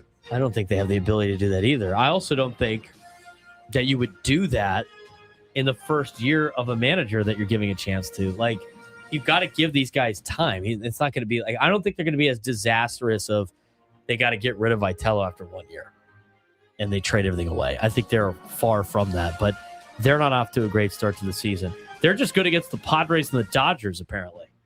They've racked up most of their wins. Well, there you go. Better to be good against them than somebody else. The Colorado Rockies were given a B by the national media for the start to their season. Record is still bad, but they are way more competitive than they were this time last year. Pitching has improved, finally not dead last, and Chase Dollander is finally emerging as that young star. Are the Rockies sneakily building something, or are they just less bad? I think they're setting a good foundation. Honestly, I think they've done a pretty good job. I mean, they've been competitive. I know the Padres swept them in 4 here, but they were close to taking 2 out of 3 for the Padres in Colorado. I think they've been competitive. I think Chase Dollander has been really good. I think their starting pitching has gotten a lot better. I think they just have been. I think they've improved. I don't think they're less bad, even though they are. I think they're actually trending in the right direction for that. Are you on to the Diamondbacks now? Yeah, Dodgers are in Houston, by the way, renewing the most pointless rivalry in baseball. And Rockies are playing the Mets. They're postponed for today, doubleheader tomorrow. Rain, go away. Come again another day. Arizona. And the reason why I left them for last is because they really seem to be the most irrelevant team in the division right now. Offense is top-heavy with Carroll, Marte, and Perdomo. Pitching is a disaster, 29th in rotation ERA, and there's not much depth beyond the stars. Diamondbacks were still given a C, though, by the national media for their start. Is this just a bad pitching stretch or proof that Arizona is not a contender anymore? I think they will slowly start to turn around, but their pitching is a disaster. 29th in rotation ERA is not great. And the big question for the Diamondbacks going into the season was about the rotation, was it not? It was about the pitching staff. Like, they had guys coming off of injury. Were they going to be able to pitch with the likes of the Padres and the Dodgers, be able to handle the lineups in the National League West? So far, not a lot. They don't have a lot of depth. I think they're an average baseball team, maybe slightly above by the end of the season. They're 16-17. We'll see if they are in a position to buy at the trade deadline, but they haven't been that great out of the gate. I think they've been slightly disappointing, the Arizona Diamondbacks have. And the Padres split with this team, but the Padres had a good chance to win both games in Mexico City. We'll see what they do the next time they play Arizona. NL West in general, Frank, has been sliding. It's been a little bit different since Sunday. Step in the right direction for a handful of teams, but division is not looking very good at this point in the season. No, and for them, they're at home against the Pittsburgh Pirates for this series. So it's so weird how, again, just irrelevant Arizona has been this season. You haven't really heard too much about them, either positive or negative. You're hearing a lot about the Dodgers, of course. Padres are doing what they're doing. Colorado's on the come up, and the Giants are just disappointing, if there's a stronger word for it. But Arizona, Arizona's just kind of existing right now in Major League Baseball.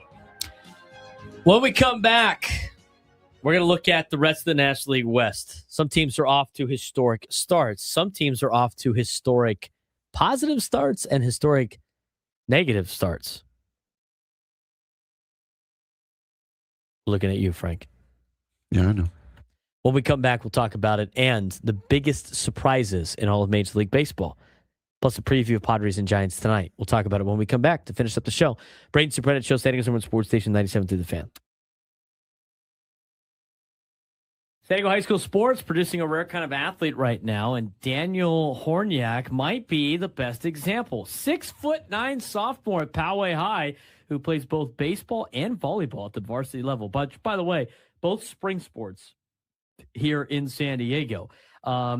He doesn't just participate, by the way. He's good enough to pitch at nearly 90 miles an hour in baseball and be called a unicorn in volleyball because of his size, his passing ability, and his athleticism. But there's a catch. He's been invited to the under-19 national team development camp, which could force him to miss the CIF playoffs in both sports. So the question becomes, do you chase high school championships or international development at 17 years old? And honestly, there's no easy answer, just opportunity, pressure, and a decision most athletes will never have to make. This week in San Diego High School sports, it is defined by only one theme: specialization and versatility, and what it costs to chase greatness. And no story captures that better than Poway's Daniel Horniak.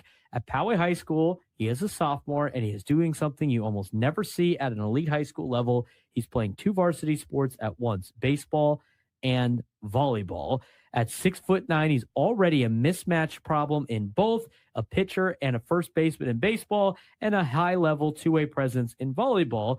But here's the catch. He may miss the CIF playoffs in both sports because of an international opportunity. Horniak has been invited to the under-19 national team development camp with a chance to represent the United States in Canada later this month. That's the kind of decision most athletes never get close to making. Stay local for playoffs or chase international development at age 17.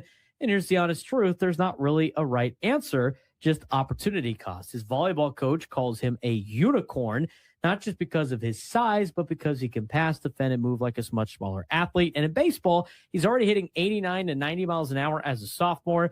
This is what makes his situation so unique and so complicated, because at some point, every elite multi-sport athlete does have to choose. A very interesting conversation for a very unique player, Frank. Yeah, for me, I'm one of those guys that if you want to play like one of the best, you have to put yourself up against the best. And I think internationally might do that for him. So for me, if I'm Daniel, I'm taking the international bid. It's something you may never get an opportunity to do again. Still have 2 years of high school left, so I understand you may not get to CIF playoff again, but that is something you at least still have opportunity to get to. For me, I take international, and representing your country is something that you may never. That's a once in a lifetime potentially opportunity that is put in front of you, and as a way to grow, I don't see how you could pass that up. Especially as a sophomore. Now, Yeah. I think there's other questions. If he was a senior, I think it would make it a little bit more difficult, obviously, 100%. because guess what you can't get to do? You don't get to go back to high school and play, with your friends, with kids you grew up with. And that's already a dying kind of situation in both youth sports right now anyway. So that is a difficult decision. Is that for baseball? It doesn't specify what sport. Yeah. I don't think it really matters. I mean, representing your country in any sorts of situation is really impressive. Regardless, if he takes the baseball route, he might not ever be able to represent his country at an Olympic or something like that, right? But if he goes the volleyball route and he's elite at volleyball, maybe he gets to do that in the future. But there's not a lot of answers there for what he can and cannot do. Maybe he misses out on the playoffs. I think as a sophomore, you got to go do the international thing. I think it's a different conversation later on, especially if he has never done it before. But now shifting to a bigger picture of San Diego talent spreading across college baseball. For former local stars continue to produce at a high level. Jet Kennedy is hitting .337 at Cal Berkeley, power numbers from the shortstop spot. Trevor Smith contributing at Washington State. He is the brother of Austin Smith, who played at Granite Hills and then went on to play at USD before now getting drafted and playing for the Toronto Blue Jays organization. You got Matt Priest out of La Jolla Country Days hitting for .340 at Washington State after transferring from USC.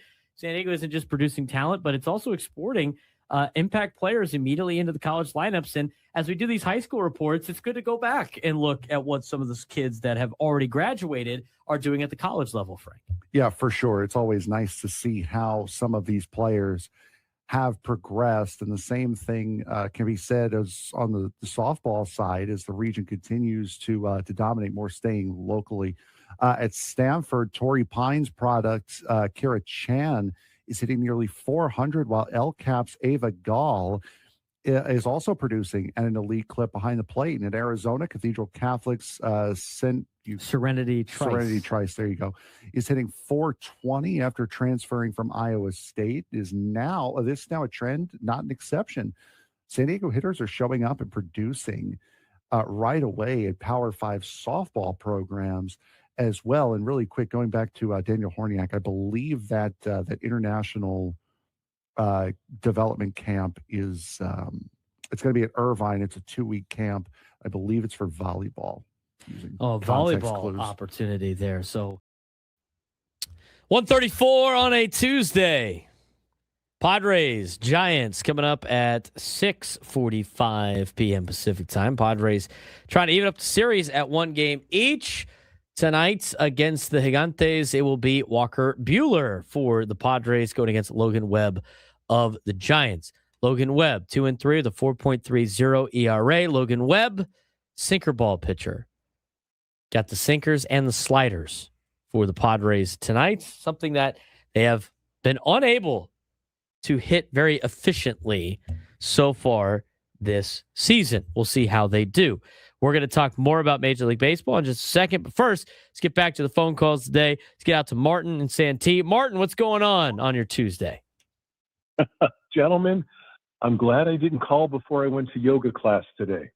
So it would have been probably a different conversation, but got me in the right mood, got me in the right mindset.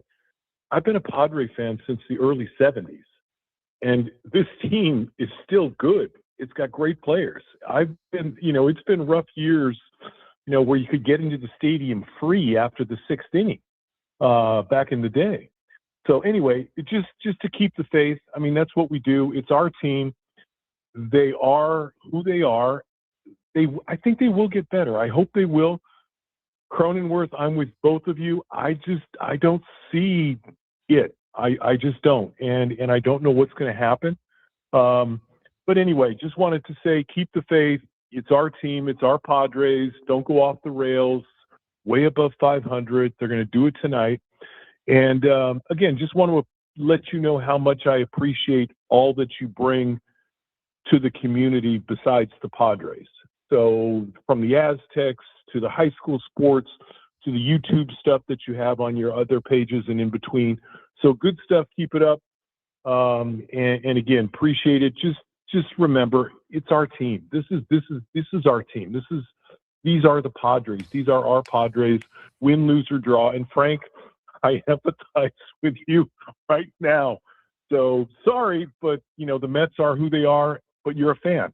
And you will always love the Mets because you are a fan. We are fans. We are Padre fans. So guys, have a great afternoon. Go Padres, and thanks for all that you bring to the sports radio. I appreciate it, Martin. Thanks again for the phone call. If there was ever a day we needed a phone call from Uncle Martin, today was the day. Talk people off the ledge. Tried my best today. Talk people off the ledge. Tried my best. Try to make Padres baseball enjoyable for you. Foul on Nate for thinking we're going to play These Are Our Colts. I thought about it, honestly. Do it. Do it. This is our Colts. This is our team. We bleed blue. Please, nobody ever come up with a song like that. I genuinely thought about doing it. You had a lot of great thoughts on the drops today. The execution just wasn't there. Hey, I didn't do it. I'm just saying, you could have done it. Could have done the erasing your voice at me. That would have been funny as heck. I was stunned in disbelief with that one. So sorry. We had a phone caller knock Frank out of his seat today. He was laying on the ground for about an entire segment. So funny. So funny. Foul on the 4 letters for bringing that song back up. He draws the foul. The song that should never be named ever. Ever. 833-288-0973, 833-288-0973. All right, Frank, it's time to get to the rest of the National League. Some of the grades for the first month of the season. ESPN put out their grades. We got some questions to answer when it comes to Major League Baseball. All right, let's finish this puppy off. We got 15 minutes left to go. All right, Atlanta Braves. Thanks. A+ for sure. Thanks. Best. You're just getting kicked in the teeth all day today, haven't you, for some of these things? Best team in baseball right now. Oh, you know what? That was from our MLB video we recorded yesterday. Yeah. I'm sorry. What was it? The Braves are the what? Best team in baseball. I'm sorry. I couldn't hear you. Can you speak up a little louder? Best team in baseball right now. Adam needs to be able to hear it from his desk. Turn the volume up then. Leads MLB in runs, OPS, and is near the top in home runs. Rotation is holding despite injuries. Chris Sale and Bryce Elder are stepping up. Reinforcements are coming in the form of Spencer Strider, and Ronald Acuna is now on his annual IL stint. Are the Braves the clear World Series favorite already? No. Was it last year or the year before the Phillies jumped out to an insane start? And I was like, they're going to run out of gas. I'm just saying, I feel it's early in the season. As much as we like to use it's early for when things are negative, you can also use it for when things are overly positive. I'm just telling it's just early in the season. I would not consider the Braves the World Series favorite already. And I know they've passed the Dodgers and like the overall power rankings on certain pages and stuff like that. But until somebody knocks that team off, they're going to be the favorite to win the World Series every year. I need money. I'm going to answer your question right now. What team does Frank hate more, the Phillies or the Braves? I'll answer it this way. I hate the Atlanta Braves. I loathe the city of Philadelphia. How about that one? I haven't heard a lot of people that, unless they're from Philly, like Philly too much. The Chicago Cubs, remember they were in last place first couple weeks of the season. They have an A-. Winning despite injuries, plus a slow start, a deep roster, and strong management. No true ace in the rotation, which leads to the question of, can you win a pennant without a true ace? I don't think you can. And here's what I'm going to say about this. I don't think the Cubs have the pitching to last the entire long term of the season. They have the slug. This is a team that rakes. I don't necessarily know if they have the pitching to get this done. And if they do get it done, it pokes a giant hole in the narrative that pitching is the only thing you need. You need guys that can swing. These guys can swing it. I think we saw it here at Petco Park earlier this week. It is the Chicago Cubs offense that's going to carry them to this point in time. But they'll probably, I bet you they're going to be in the use. I think they're going to be in play for a number one starter, if you will, at the trade deadline. That would not surprise me.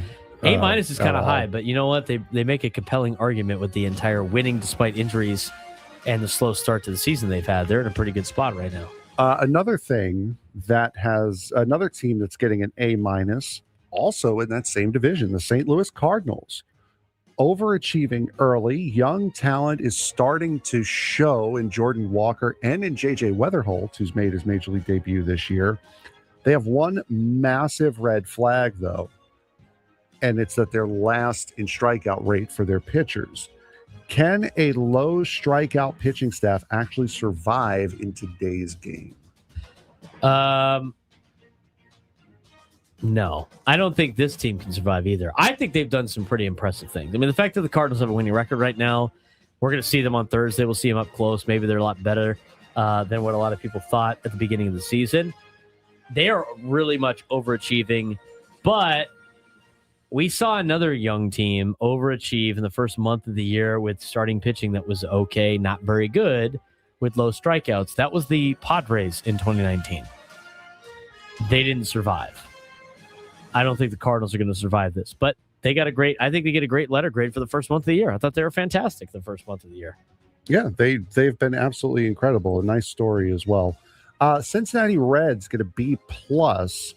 Record looks great at 20-13 at the time, but 7-0 in one-run games. That is unsustainable. Offense ranks 25th. Is this just smoke and mirrors? Are they legit, or are they the biggest fraud in baseball? Again, it comes out of pitching. I don't think they have necessarily the pitching to make it through the entire season. I don't think they're a fraud. I still think like good teams have to find ways to win. You find ways to win when you're a good team, despite not playing well, despite a lot of other things. So I think the Reds are they're going to be there near the end of the season. They got a good manager too. That Terry Francona wins wherever he goes. I think he's going to get those guys right. But the fact that they rank 25th in offense and they play in the Great American Bandbox, not a great sign. No. For things to come. No, absolutely not. Up next, the Milwaukee Brewers. They got a B. Plus 46 in run differential. That is elite, but the offense is weak and the bullpen is shaky, but they are still finding ways to win. Do you trust the numbers or the eye test with the Brewers? I trust the numbers because they win every year. I don't think you can distrust the Brewers right now, or the Guardians for that matter. They're just find a way to be there at the end of the season despite any lack of additions, mostly subtractions. Every year, really good players leaving the Brewers. Every year, right there in contention at the end of the season. Every year, winning the division. I'm not going to bet against the Milwaukee Brewers anymore. Until they get officially eliminated, they still have a chance. Even if they're like 40 games under 500. They just find ways to make the playoffs. Mm-hmm. Next up, the Pittsburgh Pirates. Massive offensive jump, scoring 5.26 runs per game. Historic turnaround from last year. And this team is actually watchable now without being forced to watch them. Are the Pirates finally ahead of schedule? I think they're on schedule. I think they're going to come back down to earth a little bit. We saw this with the Pirates a couple of years ago, remember? And then the Padres swept them in 7 games in 2 separate series, albeit not facing Paul Skeens. But until the Pirates put it all together for the entire season, it's going to be hard to believe that they're not going to just start to run out of gas middle to the end of the season like we've seen the Pirates do so many different times. So I think they're on schedule. The fact that they're being competitive, I think, is great. The fact that they're a tough out right now is great. I think they've made a climb from just a year ago, and they continue to climb with this young core. I agree as well. The Philadelphia Phillies, F. Worst run differential in baseball at -45. Manager already fired. Defense and pitching issues are everywhere. Is this just a bad month, or is the playoff window for the Phillies officially closed? I think it's closing. They got a lot of old players. They're young guys. They're not even that young. They're not contributing as much. They have a lot of star power that's under contract for a long period of time. They fired their manager. And if it wasn't for the Mets being off to a terrible start, the Phillies would be the biggest disappointment in all of baseball. I mean, the luckiest thing for them has been the Metropolitans, who are starting to turn things around, it looks like. They're winning 3 games in a 7-day span. Hang the banner. I think the Phillies are in worse shape than the Mets. I think the Mets can overcome this. I don't think the Phillies can. I think the Phillies are about to get worse. I don't think the Phillies could be buying at the deadline, but we'll see. Maybe they'll turn things around. I don't think that's going to be the case. Like we discussed yesterday, I can't even enjoy it because the Mets are just as bad. Speaking of the Mets. Yeah, speaking of. Mets also get an F. It's too generous. Roster construction is a disaster. Didn't see that in December. Injuries are everywhere. Worst OPS in baseball. Did the Mets outsmart themselves into being bad? I don't know what that means. Did they outsmart themselves into being bad by not signing Pete Alonso? By letting guys walk? By getting guys like Luis Robert Jr., who's always hurt? I'll let you answer this question. To outsmart yourself would insinuate that David Stearns has more than one brain cell to rub together. Oh, no. This guy, remember, was demoted out of the general manager spot at Milwaukee before the Mets were allowed to talk to him to become the general manager. Steve Cohen was sold a bill of goods with this guy. David Stearns is a fool who has to go. Carlos Mendoza. If you're going to pinch hit MJ Melendez, who's your only hitter right now, every single game with Austin Slater, maybe move him out of the 3 spot in the lineup. I swear, MJ Melendez in Anaheim hit a home run. He was then the next at bat told to bunt, and then the next at bat was taken out of the game for Austin Slater. The only guy who is hitting, your number 3 hitter, can't stay in the game. Manager, gone. General manager, gone. Reset entirely. Goodbye, Mendoza. Goodbye, Stearns.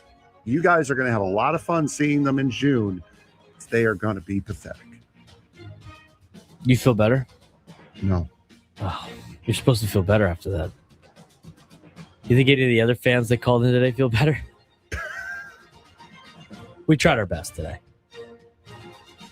Biggest surprises in baseball. Good surprises. Braves dominance, Pirates offensive That's explosion. a good surprise. National offense. White Sox competence. How about that? Yeah, congratulations. Young core producing. Murakami's been great for the White Sox. Yeah, because, why sign Murakami when you can get Jorge Polanco, who's always hurt, and when Luis Robert Jr., hurt. who's always hurt. Yeah, you could always have those options. Pirates offense, I think, yeah, for sure. Nationals offense, second in runs scored in April. That's cool. Despite limited star power. Padres lost the Soto trade. We're back to losing that. Bad surprises. Big market failures. All F grades. Astros, Red Sox, Mets, Phillies. I don't think you could really argue against that. Nope. Not at all. What about the Mariners? Did we overrate Seattle? No, I think that division is still not good enough that if they figure it out and they find some level of consistency, that they'll still win that division. Giants collapse. No offense whatsoever. Major roster misfires. But is this one of the worst lineup constructions in baseball is the question that was asked. But the deadline. But Luis Ariz. But the trade deadline. But Luis Ariz. 833-288-0973. 833-288-0973. Let's get out to Scott in RB. Scott, what's going on, man? How we doing? Hey, I want to give a quick tribute to Bob Skinner, if that's okay, who passed. Sure. In the early 80s, I went to San Diego School of Baseball, owned by Roger Craig, Norm Sherry, and Bob Skinner. And it was just so great. I used to follow out Alan Trammell and Flannery from the coast, out 52, in the mornings, because it started really early, like 6:37 in the mornings. And they were coaches. Tony was a coach. They had guest guys like Sparky Lyle and Pete Rose that were guest instructors. And that was back in the day where, the guys didn't make a ton of money and they took these jobs. But Bob Skinner was all those guys, Roger Craig, the owners of San Diego School of Baseball, were amazing men that taught me as a high schooler how to pitch. Tom House was my pitching coach. Just incredible experience. And what they set up for about 100 kids for 2 winters, I did it. And I just thought he was a great gentleman. And I wanted to pass on that memory of a guy that brought me a lot of joy as a baseball enthusiast and a kid. And just wanted to throw that out there. Well, I appreciate that, Scott. I mean, obviously, with community stuff, we want to be, as part of the community as possible. San Diego baseball. I'm glad, Scott, you shared those thoughts about that particular situation. So, appreciate that. And I think I did a couple of those camps when I was a kid, if I'm not mistaken. I think I did one at like Palomar College or something. But anyway. Boldest take for tonight's game. What do you think's going to happen? Padres keep the same lineup, roughly, but I think they'll win this game. I think they beat Logan Webb. They beat him last time. Gave him 3 earned runs last time. Tatis hits a bomb. Speak it into existence. We'll see if that happens tomorrow.